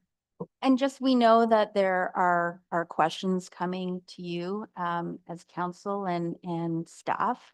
And we know that, you know, there is some, there's a group that are concerned about towers. We are in the area today and tomorrow and are willing to meet with that group. We'll work with staff to get that coordinated because the poor mayor gets to hear the whole county presentation tomorrow. So he gets a repeat of this tomorrow pretty much. So, but we're here in the area. So both Paul and I live near Ottawa. So we're here and can meet with representatives if required. Okay, thank you. Before we go into other questions, maybe you can just remind everybody what EORN is and how it started, and you keep talking about subsidized dollars. So where did they come from? Sure. Just to give Sorry about everybody an that. idea. Yes, and I didn't include that slide in this deck. So EORN is basically, we call it the birth child of the Eastern Ontario Wardens Caucus. And in 2008, with the economic downturn, EORN or the EOWC was looking at ways to bring jobs back to the region. So the EOWC, as many of you know, is made up of the 13, there's 11 counties and 2 single-tier municipalities that form the Wardens Caucus. And we did a broadband project. So in 2008, the EOWC incorporated so they could receive funding from the federal and provincial governments. It wouldn't have to flow through a different agency. They could receive the monies themselves. And in 2010, we announced our project for broadband. At that time, high-speed internet was considered up to 1.5 megabits. If you had up to 1.5 megabits, it was considered you had high-speed internet. So we were pushing the envelope at the time. So I'm a former county employee. I worked for the United Counties of Leith and Grenville and went on a secondment to work on the project and then was hired on in 2012 full-time. So during a project, we have about 11 staff members. After the project is completed and we have those contracts that we're reviewing, we receive reports from the ISPs quarterly, and they have to be reviewed. And then we work on other projects in the gap between larger regional projects. We go down to about 2 to 3 employees. We received up to $71 million from the province, almost up to $71 million from the federal government. The EOWC members, so the 13 members and 9 of the 10 Eastern Ontario Mayor's Caucus have all contributed to the project. Collectively, they're putting in about $10.1 million. It was a requirement by the federal and provincial governments that the municipalities needed to have skin in the game. And so those contributions, and then Rogers has to put a minimum of $150 million into the project. So once completed, the project will be worth approximately $300 million at the end of the cell project. And Rogers was selected. We had 2, we can publicly say, it's public knowledge, we had 2 submissions. It was open procurement and we had 2 submissions. One was from Bell and one was from Rogers. We had hoped that there would have been enough money to provide funding to both carriers, but that wasn't the case. So we had extensive review of the submissions, and Rogers was a successful proponent. Are there any other questions from council? Councillor Johannesson. Thank you for joining us today. It's well appreciated. I showed you this, so you know what's coming at you, but and I'm obviously touching a few more things that you touched on, so I apologize for that. One of the recent presentations we received at council was the results from the township strategic plan. What the community told us that they valued the natural character of the area. One of the things specifically mentioned was the views. Many of my residents are concerned about the views being increasingly dominated by cell towers. Anyone driving around the county will notice a new cell tower every turn. With the rollout you have planned, just about every horizon in the county will be punctuated with a cell tower. You only need to head south from Minden on Highway 35, and there are 2 towers very near to one another on each side of the road. What do you think the impact of these towers are on the view and natural character of our community? Slide 11, my residents are concerned that the public consultation process has been approached as a formality only. They feel that relevant concerns are not being taken seriously. When Rogers Spectra Points leads the consultation, they don't really have an interest in addressing concerns or looking for compromises. Whose responsibility is to make sure Rogers approaches the public consultation in good faith? Of the concerns that are deemed relevant, the first 2 are, why is the use of an existing tower not possible, and why is alternate site not possible? Aren't these matters that can only be determined by Rogers using the priority information? How could a resident satisfy themselves that these criteria have been met? Should we just trust you that this information is correct? Is there an opportunity for a peer review to confirm the findings of Rogers? Slide 12, you talk about the land use authority, which is Minden Hills Township, and the public consultation process. You don't speak, however, about land use issues, land use suitability, minimizing the impacts of towers on surrounding neighbors, setbacks, preserving natural features, etc. Whose responsibility is it to ensure that the site chosen by ERN and Rogers is an appropriate place for a tower? From a land use perspective, who is responsible for making sure every effort is made to minimize the impact on views, property values, and public health, and the future use of properties surround the towers? Is that the township? Is this the township? Because it appears from reviewing your presentation, and I have read it very closely, that once the location is chosen, the rest of the process is just a formality. Would you agree that it is the land use authority in issue 6, safety code, are the ones who decide whether a tower is an appropriate land use for the site? Can cell towers be erected anywhere that you decide?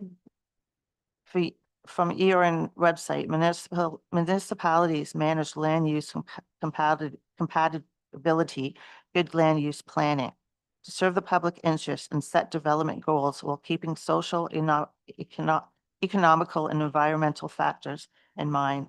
In this project, the designated land use authority, LUA, is responsible to ensure the proposed towers align with regional and municipal policy. Would it be fair to say part of the public consultation process is partly determine land use compatibility? Until you have spoken to residents or heard their concerns, can you fully understand the location and whether proposal is appropriate land use? The letter of concurrence is not just an agreement that public consultation has occurred, but agreement that the site is appropriate for a cell tower. And the township at the LUA decides that the land use is appropriate. Just a note here, the original deadline was the beginning of 2025. Then it was changed to the end of 2025. Now it's reported in the papers that they've extended the deadline to the end of 2026. Slide 14 and 16, reviewing the maps, I noticed that there are only a few co-location sites. As I mentioned, there are 2 towers very close to one another, just south of the town. Why weren't these installations located in the same tower? Thank you.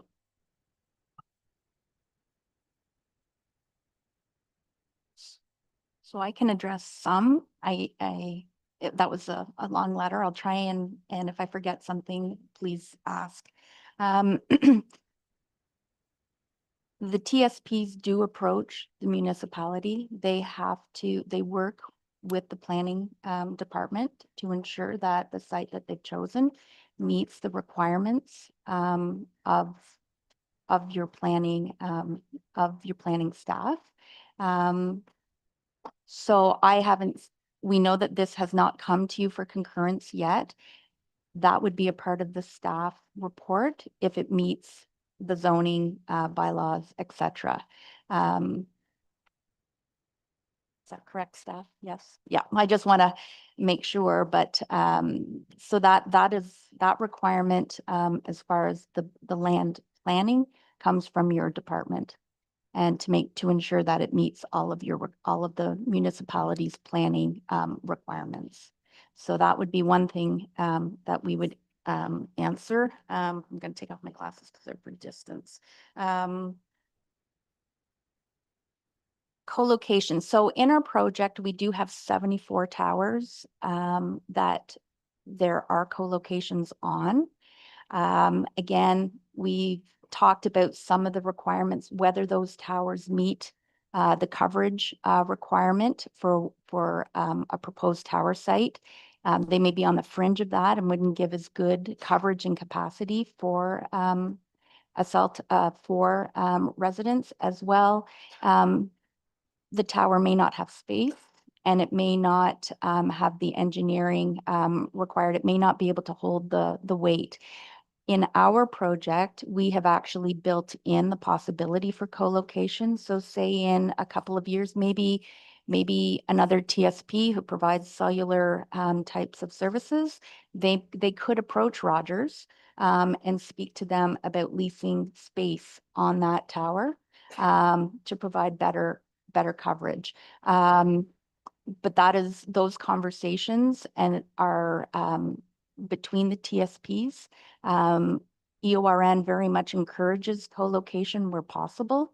But again, a site may not be I'm not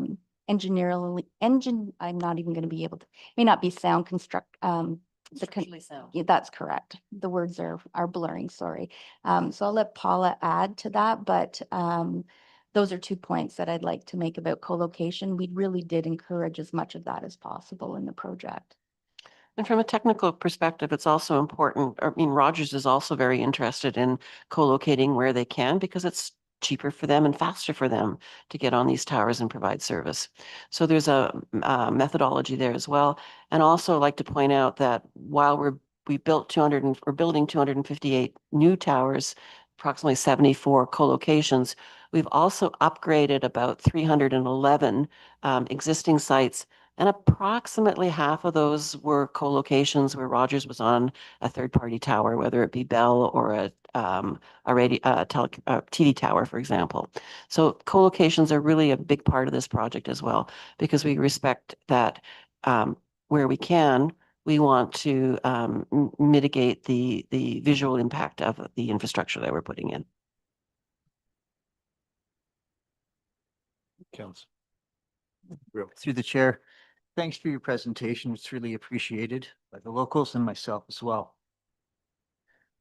I have some concerns, or I'm hearing more concerns about the effects of cell tower waves on people, and I'm wondering if there's any studies that have been done or information on that sort of thing, and what sort of effects that might have, because I know that's a big concern with at least people that I know that are close to this particular project about Cajun.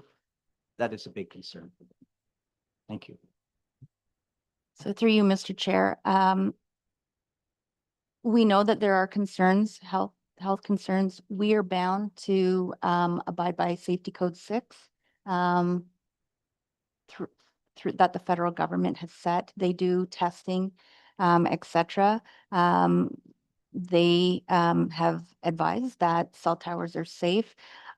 I do know in other meetings, for every report that says cell towers are negative, you can print off another report that says it's safe. So because we are receiving federal and provincial funding, we follow the guidelines set out by the federal government through Safety Code 6. Is there any particular study that I could look up or on cell tower? Well, the simplest, we do have our our tower siting protocol. We have a tower siting protocol that's on our website that references a variety of safety reports that are used. And also if you go, and it also references the ISEDS website, which also includes a whole set of documentation on what they've done from a safety, why they think that Safety Code 6 is sufficient. So I think that's probably your best bet. But I mean, as Lisa says, is that it is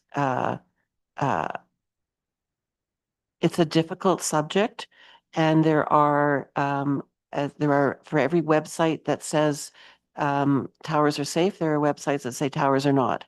And as as an engineer, I will follow the regulations of the Government of Canada. Thank you. Councillor Saini? Thank you through the mayor. I have a couple of questions. I just first want to acknowledge that technologies are changing faster than any of us can keep up with. And it is just impossible to try to weigh the changes and the effects of these while we're running. I know our Minister of Rural Affairs, Minister Thompson, is really seeing the importance of getting technology and this communication internet across all of Ontario, making sure that people have access then to healthcare. Public services are going to be through this type of internet system. So there's so many services that are requiring this kind of technology, and how we're leaning, even our Zoom meetings we could use as an example of that, which we didn't have before. So it's a changing world, changing way too fast for me. But we're holding on. And I do know that, and also in terms of the issues around radio waves and things are still being studied. I was a big advocate of wearing a steel hat in the 80s because of the science, but it's interesting how things keep changing. An electrician I know who was quite well known, I won't give his name, but he was working with a doctor to look at how not only does electromagnetic waves create health problems, it was also ways to create cures. So it's a very complicated area that we're entering into as we look at these cell towers and these new waves all around our planet. But it's something that I think we need to continue to be aware of. And I don't have any answers, but I do have a question regarding the lighting. We have cell towers now that have lights on them. When they go haywire, little red lights, it was like a strobe for months and weeks in people's homes. So there needs to be some type of way that can be addressed really quickly, so people aren't dealing with strobe lights in their homes really bright when the lighting goes haywire. The other thing I'm concerned with is I know it's only a requirement on certain towers to put the lights. On the other hand, we have a small airport nearby. We have a lot of recreational people who fly. We also have a lot of issues around fire prevention and planes that need to come in, land on lakes. So even though it's not a requirement, I would think that some type of notification lighting in that air, if you're flying a plane, is advisable. If it's not necessarily required at this time, let's do it anyway, because it's good practice. And I think that's something that, should be, we don't have the power to change that, but if we could advocate for that and make sure that at least what we could put forward in our towers is best practices as opposed to basic requirements, that would be appreciated. And so that's, and seeing how these connect. We're talking about technology and how we connect, whether it's a landline, cell, the satellites. I'm hoping for the day we get back to mental telepathy, because I think that works much easier and it's much more efficient. So thank you for that. Right. Any other questions? Would you like me to respond to the Sure. question on the lighting discussion? And unfortunately, I will have to stumble using my words to make this point as opposed to mentally projecting to you. But I refer to the Kinesis Lake site. Particularly, that was a site that the local flying group and others had identified that they were concerned about it because of the fact that it was on the route for some of the water planes, I've forgotten the word, the firefighting and helicopters. And they raised that concern with NAV Canada. There are sites on the NAV Canada website that you can raise those official concerns. And NAV Canada was pretty quick for them to respond back. So within about 3 months, there was a notice issued to Rogers to put lights on this tower. So if you have concerns like that in your locality, when Lisa and I are no longer around here, that is a way of communicating that and getting those sites looked at again. Any carrier is obligated by ISED to follow the directions of NAV Canada. They have no choice, so it will be done. And in some situations, they've also gone back near the Stanhope Airport site. They've gone back and painted that tower as well as adding lights. With respect to lights that are haywire, in the short term, you can call Lisa. She's publicly giving out her phone number on this one, and we will reach out and work with Rogers to make sure that they send a tech out. Those lights are some of the more modern ones are actually monitored through remote monitoring, and they can tell if the light is not functioning properly, but not all sites are set up that way. So if you do see a light that has got issues, whether it be us, regardless of whether it's who owns the site, reach out to ERN and we will try and help. Okay? Councillor Sisson? I'm referring to Tower C 8590.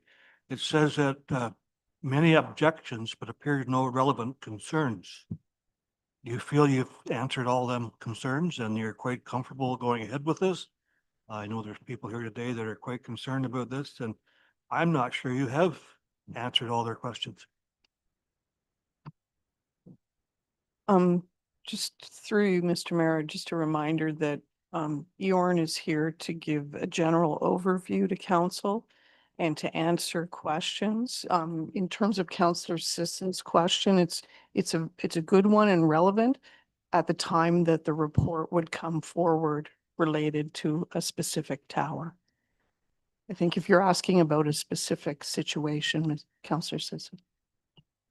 In other words, when this is going, that tower will come before council.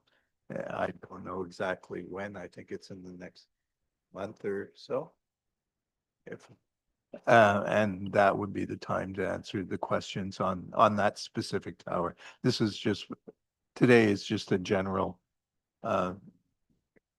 description of the EORN project and so on, but those questions will be answered when we're talking about that tower. Councillor Saini?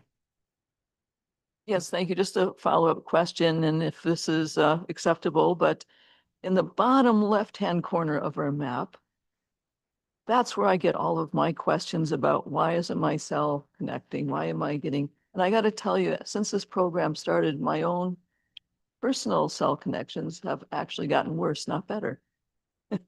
And then I start talking to my neighbors and they're having the same issue.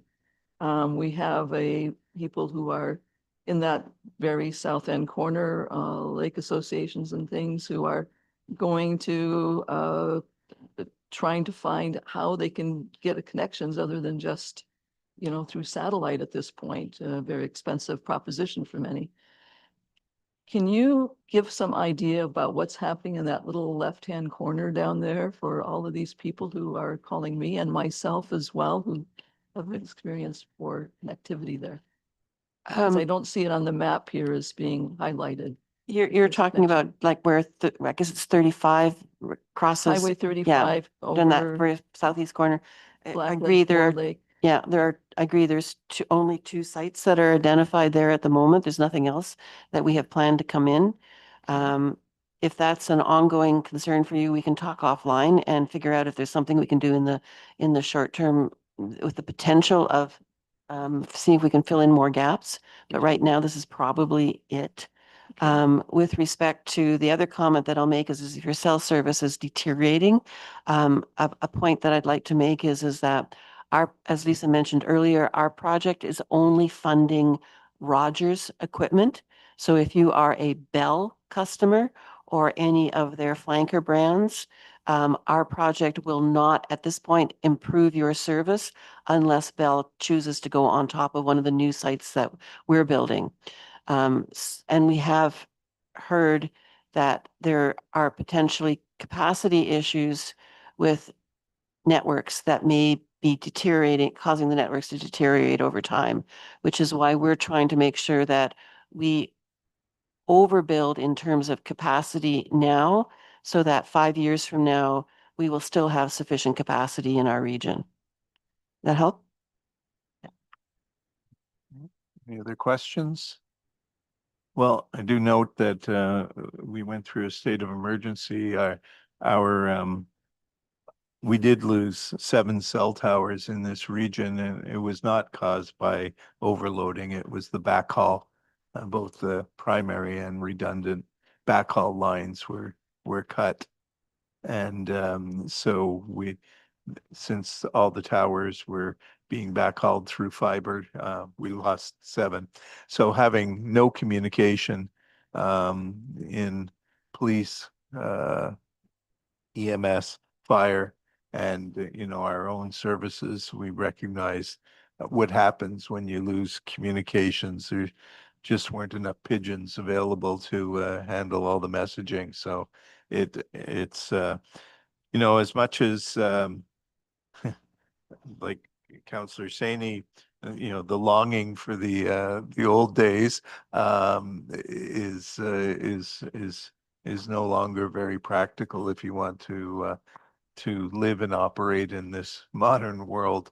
So the downside is that you lose that beauty of not knowing because you have to know. So communications is and I think this project is a really important project because this area and a lot of Eastern Ontario has been ignored for far too long. Rural communities, cannot compete because of the lack of communication. So thank you very much for coming in today. I understand I'm hearing this all again tomorrow. So, I'll probably be able to think up some questions overnight. Thank you very much. Thank you very much. We appreciate your time today. Okay. Before we get on to item 7, do we have an answer to that question that was said? Mr. Mayor, Yes. can I just read those? we have to- Yes. Thank you. Moved by Councillor McKelvey, seconded by Councillor Sisson, that council receives a presentation on behalf of the Eastern Ontario Regional Network regarding cell gap project as information. All those in favor? That is carried. Now I can go to 7. Thank you. All right, Ms. Doherty. Can you just fill us in on that one issue before we get started? Through Mr. Mayor, so I getting my Martin Trails mixed up. So there isn't a current application, but I can confirm that the shorewood allowance was closed and conveyed by bylaw 3-90, being instrument H174764, and it's registered on title. So it's all Correct. They do own the shorewood allowance. okay. All right. Okay, so there's 2 motions for consent on this agenda. The first one is to address the zoning bylaw amendments, and the second is for SRA applications. As there was no request to pull applications forward for discussion, Madam Clerk, please read the resolution regarding the zoning bylaw amendments. Moved by Councillor Saini, seconded by Councillor Johannesson, that council receive the following reports and applications for zoning bylaw amendments as information. PLZBA 2025-004 Wilson, PLZBA 2025-009 Ontario Inc. 2640599, PLZBA 2025-0112 Benedict, PLZBA 2025-014 Haynes Thistle, PLZBA 2025-015 Calvary, PLZBA 2025-022 Berry, and PLZBA 2025025 Howell. And further that bylaws 2539, 2540, 2545, 2546, 2547, 2548, and 2549, being bylaws to approve the zoning bylaw amendments for land subject to the said applications, be referred to the bylaws section of the agenda for approval. All those in favor? That is carried. So going to Shore Road allowances, as there's no request to pull applications forward for discussion. Madam Clerk, please read the resolution regarding zoning bylaw amendments.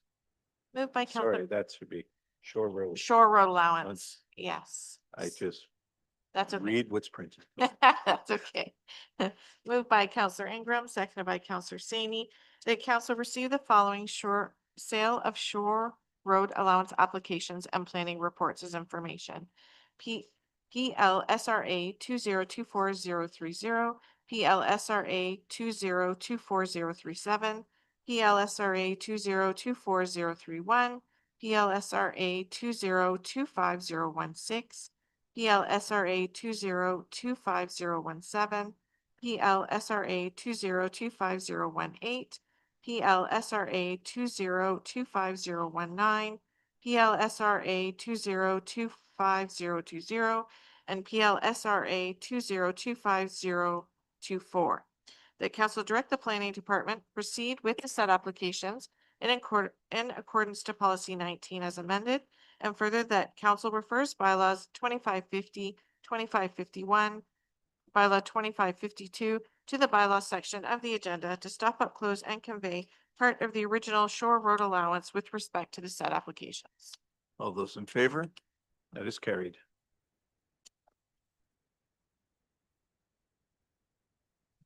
Sorry? Yeah, go ahead.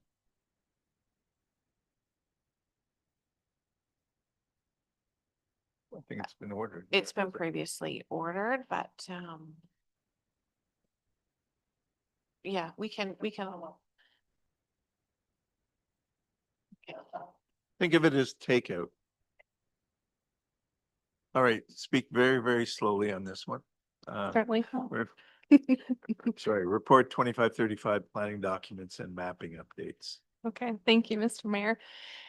So this report before council today is intended to highlight some key issues that staff have identified with our planning documents, being the official plan and the zoning bylaw. Some of these staff are already working towards, so we're wanting to bring council up to speed on where we are in those processes. These are issues that frustrate staff because it makes it difficult to accurately and efficiently assess proposed developments. And it certainly frustrates the public who then are having difficulty accessing this information in a meaningful way to inform their land use plans and development. And then they're also experiencing the inefficiencies that come with these documents. So there are four that are highlighted in this report, and I'll go through each of them in turn. So the first is the consolidation of the official plan and the zoning bylaw, specifically the text.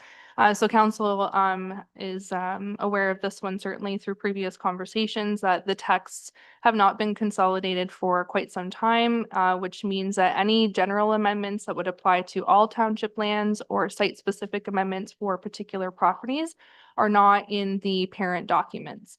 So as a result, then staff and the public are required to review information from numerous sources in order to confirm relevant policies and provisions. So we did have a co-op student from the University of Waterloo who has drafted the updated text. So it's my turn now to review those documents over the next couple of weeks to ensure that they're complete and accurate, and then they can be finalized for use. So primarily they would be for internal use to start with. Staff are also going to be making sure that the documents are updated to meet Accessibility for Ontarians with Disabilities Act, so AODA standards. They're certainly not in that state right now.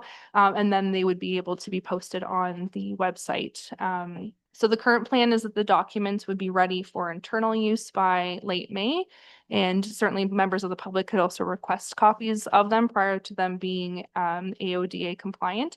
And then I'm hoping that we'll be able to get those documents. I did indicate in the report June of this year, although timing might better align to have them form part of the updated website. But it would be around in that time, end of June, beginning of July, hopefully. So that's number one. I don't know if council wants to ask questions as I go to each individual one so that we're not bouncing back and forth. But if there are any questions, if not, I can continue on to the next one.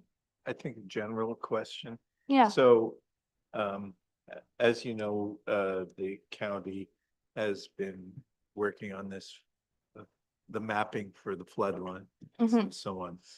So, and then the other project is a project that sort of tries to consolidate all the maps.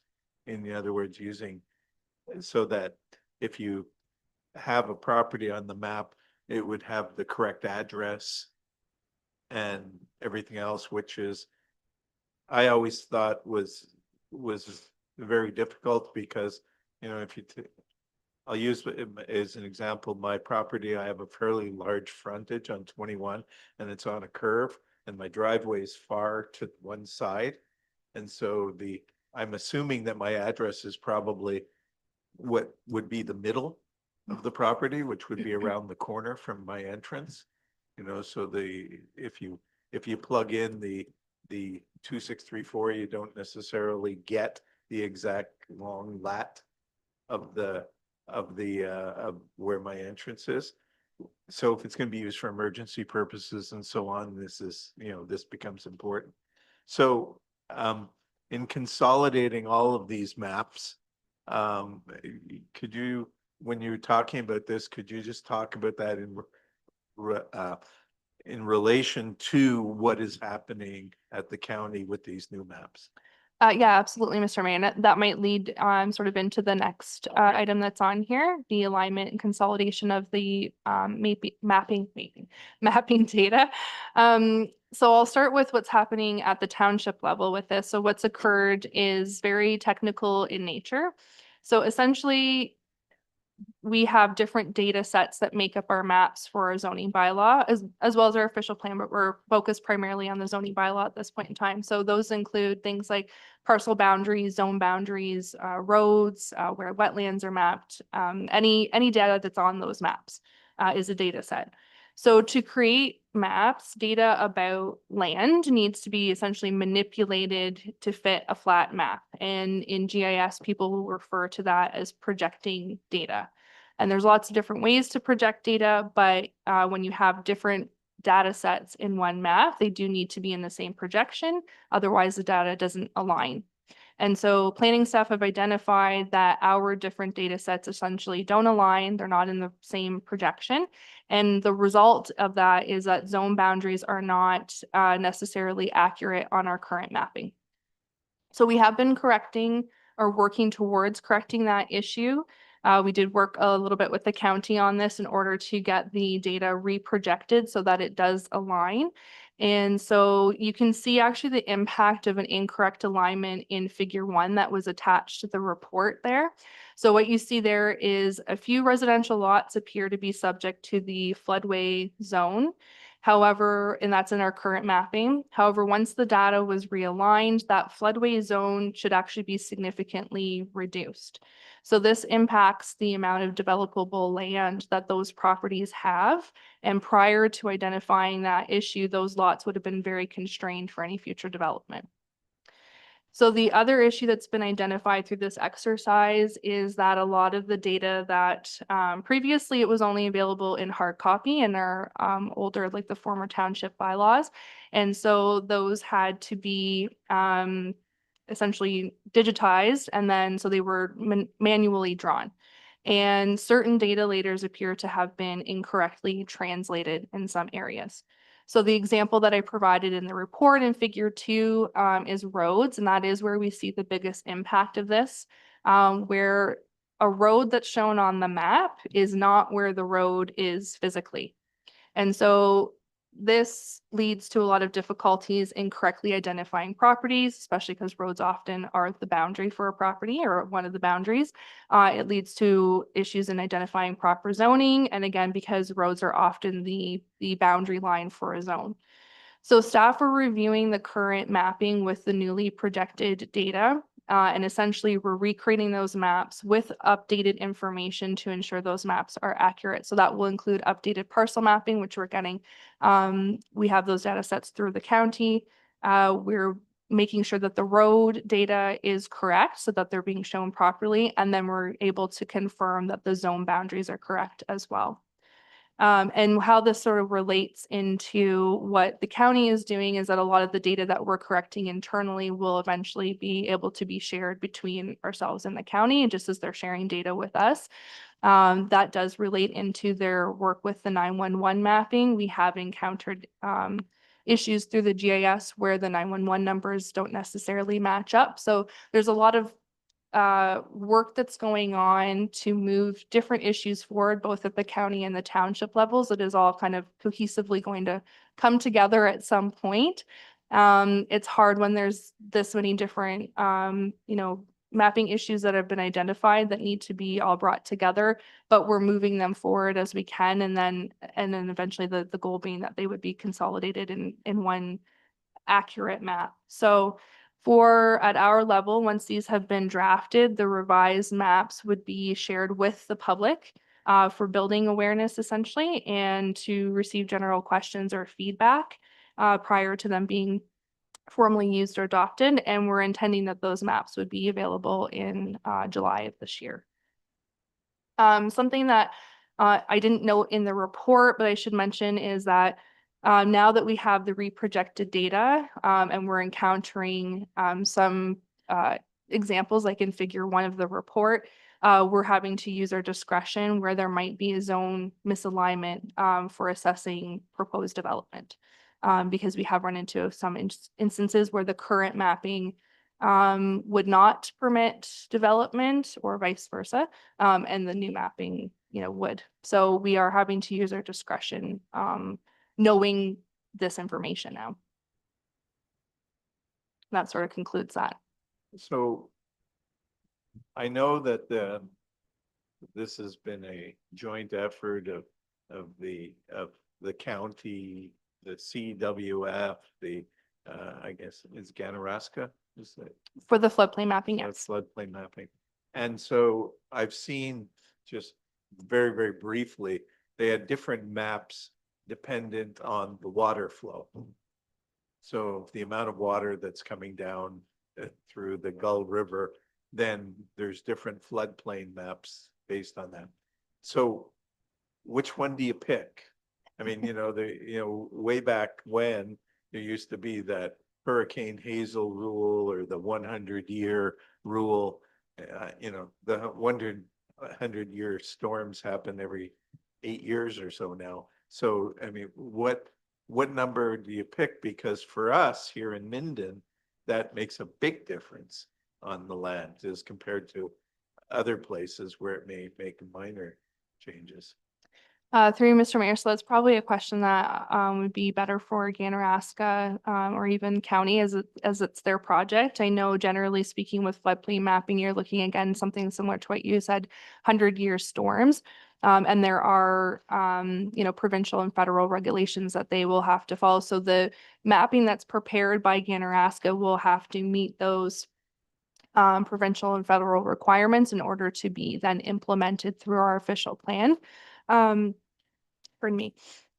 So, I mean, it's our best, it's a best calculated statistic of what the flooding hazard is. There's always going to be some level of uncertainty, but the mapping that Ganaraska is putting together is their best estimation and modeling of where the floodplain is. This is sort of relating into number 4 on there, but they currently have mapped just the one zone system, so the whole floodplain. And we're looking for them the county is working with them on this to create the 2-zone system, which is what we currently have in place in our documents. Okay, and are we here in Minden, do we have input into that? Through you, Mr. Mayor, thus far, we haven't been, so we get updates from the county, but we're not involved in like the day-to-day, coordination of the project or work on the project. I guess my concern is that we know our town better than somebody who is not living here. Mhm. Having some input, it reminds me of the old farmer who comes along and says, no, you should never build in that corner. It may be low in wet weather or something like that, even though it's not on any floodplain map. It goes both ways. So I don't know how we can be part of it. I just think we need to be part of it because it affects our lives greatly, particularly in the town here. And through you, Mr. Mayor, I think that's a valid point, and that's something that I can address with our county counterparts and see how we might be able to be more directly involved in the project. Please do, and if you're not getting a suitable answer, in other words, it's not yes, then move it to the CAO and move it to me, and we'll see what we can do. That's good. Councillor McKellen? Just on that floodplain mapping though, it's very regulated. You can't use the farmer for the corner. It's 100-year storm. It's very, they're not 100-year storms anymore, obviously. They're becoming far more frequent.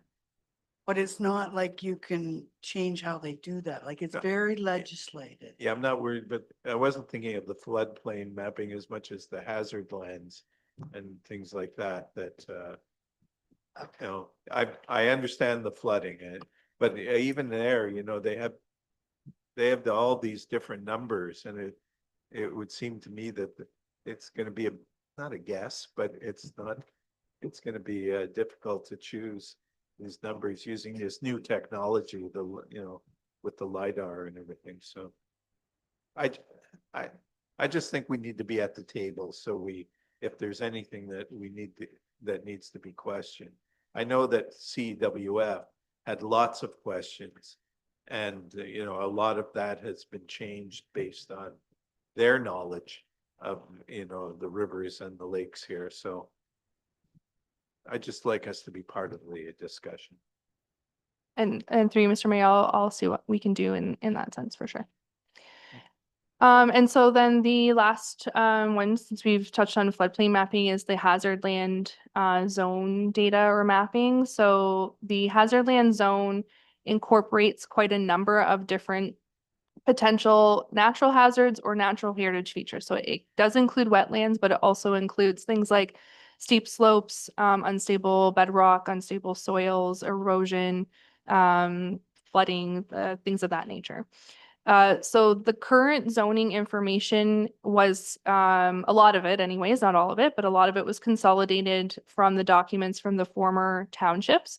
And so a lot of it is older data sets.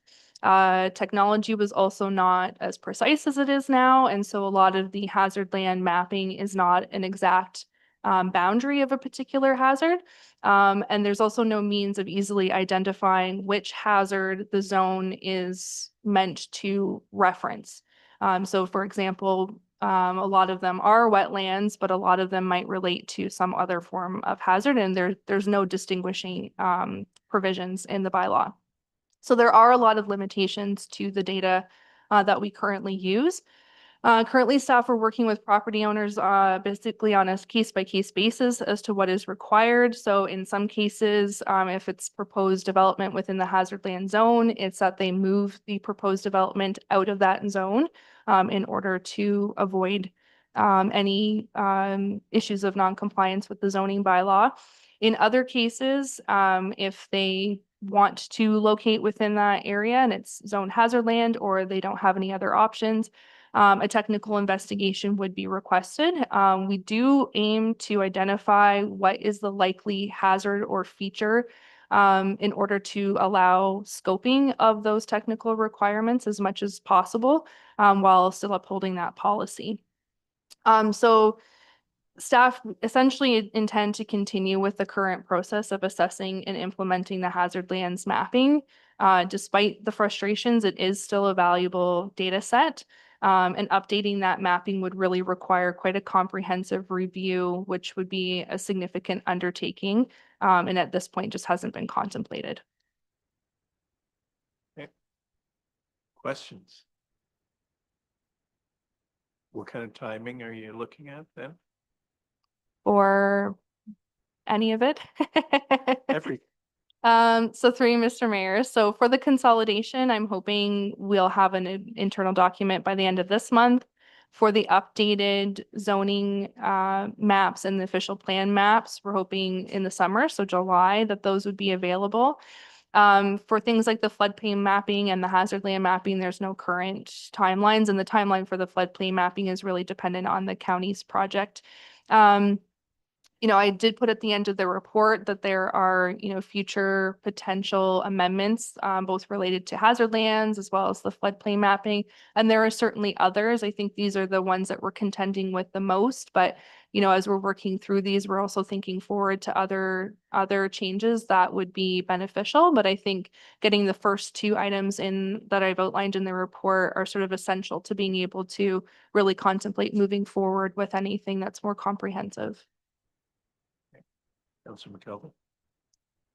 When you do these new maps and we're gonna put it out to the public to come and look and like, is there gonna, I think I saw somewhere in here that it's considered like a housekeeping, so we don't even need to have a public.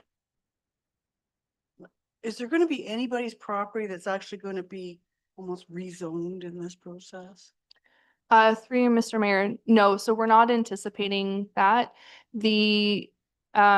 This is really just to correct the zone boundaries. It really is going to only impact, for the most part anyways, there might be some exceptions, any properties that have dual zoning.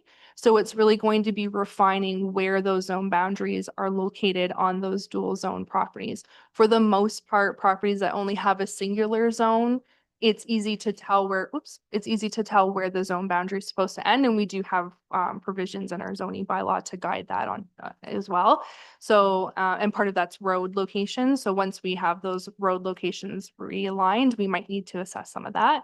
But we aren't proposing to actually rezone anyone's property as a result of this. This is just a technical exercise. Really, it's a large technical exercise, but it's not intended to reevaluate whether or not zones are appropriate, just to whether or not the zone boundaries are in the right spot.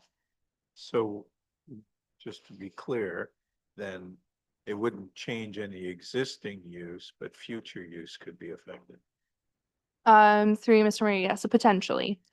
For the most part, you know, in the case of, for example, of the floodway, a lot of the changes are beneficial to property owners. There are a lot that are basically neutral. There won't be any impacts to any development that's already there. Probably wouldn't impact future development, but we are going to show them more accurately on the property. Councilor McKelvey? So the example of properties that have a dual zoning, are we, like, I'm just concerned that the criticism will be 2 years from now that, whoa, you changed the zone boundary of my property and didn't even tell me. And like, if there's a hazard land zoning on a piece of property and a rural, and all of a sudden is there a chance we're going to increase the hazard land designation on property without? Through you, Mr. Mayor, I don't know if I can answer that for sure right now because we're still reviewing the impacts of the shift for the hazard land mapping. I don't think the size will change. It's just the location. So we would have further opportunity to discuss this if you come back and say, okay, we could be changing zone boundaries that could impact people. Yeah, through Mr. Ray, absolutely. Is particularly because there are going to be some of our current schedules that have no changes, perceptible changes at all, but we might find in some other areas that perhaps we need stronger consultation or consideration because there were so many changes. So we can kind of develop that on a more case by case basis. I don't think this should necessarily be a a, totally a public process, but I think it should be a public information process. In other words, that once these new maps or whatever come out, that we should have some process by which, whether we fill this room with maps or we do it electronically or whatever, but I think there should be a notification process for the public so everybody can see what's happening. There's an awful lot of work has gone into this, and it's may not be everybody's favorite answer, but it will be a more accurate assessment of what we have than what we had before. Councillor Saney. Yeah, I was about to say that. Exactly. And also, I think it'll help with people who are doing planning or have some things that they want to bring forward. They're going to understand what we're looking for, what the planner's looking for ahead of time. So I think that public education piece is really going to be valuable. Thank you. Any other questions? We have a resolution. Moved by Counselor Saney, seconded by Counselor Johansson, that council receive report 2535 planning documents and mapping updates as information. All those in favor? It is carried. Moving on to bylaws. Moved by Counselor McKelvey, seconded by Counselor Sisson. Be it resolved that the following bylaws be received, read a first time, considered read a second and third time, and finally passed with the corporate seal affixed. Bylaw 2539, zoning bylaw amendment PLZBA 2025-004. Bylaw 2540, zoning bylaw amendment PLZBA 2025-009. Bylaw 2545, zoning bylaw amendment PLZBA 2025-022. Bylaw 2546, zoning bylaw amendment PLZBA 2025-015. Bylaw 2547, zoning bylaw amendment PLZBA 2025-012. Bylaw 2548, zoning bylaw amendment PLZBA 2025-014. Bylaw 2549, zoning bylaw amendment PLZBA 2025-025. Bylaw 2550, SRA PL SRA 2024-030. Bylaw 2551, SRA PL SRA 2024-037. And bylaw 2552, SRA PL SRA 2024-031. All those in favor? That is carried. Confirming bylaw. Moved by Counselor Saney, seconded by Counselor Ingram, that bylaw 2554 being a bylaw to confirm the proceedings of council held during its special meeting of May 13th, 2025 be received, read a first time, considered read a second and third time, and finally passed with the corporate seal affixed. All those in favor? That is carried. Adjournment. Moved by Counselor Saney, seconded by Counselor Johansson. Be it resolved that the May 13th special council meeting is hereby adjourned at 11:37 a.m. All those in favor? That is carried. Thank you, everyone, for attending, some in person for a change. And we have our next meeting scheduled for Thursday, May 29th at 9 a.m.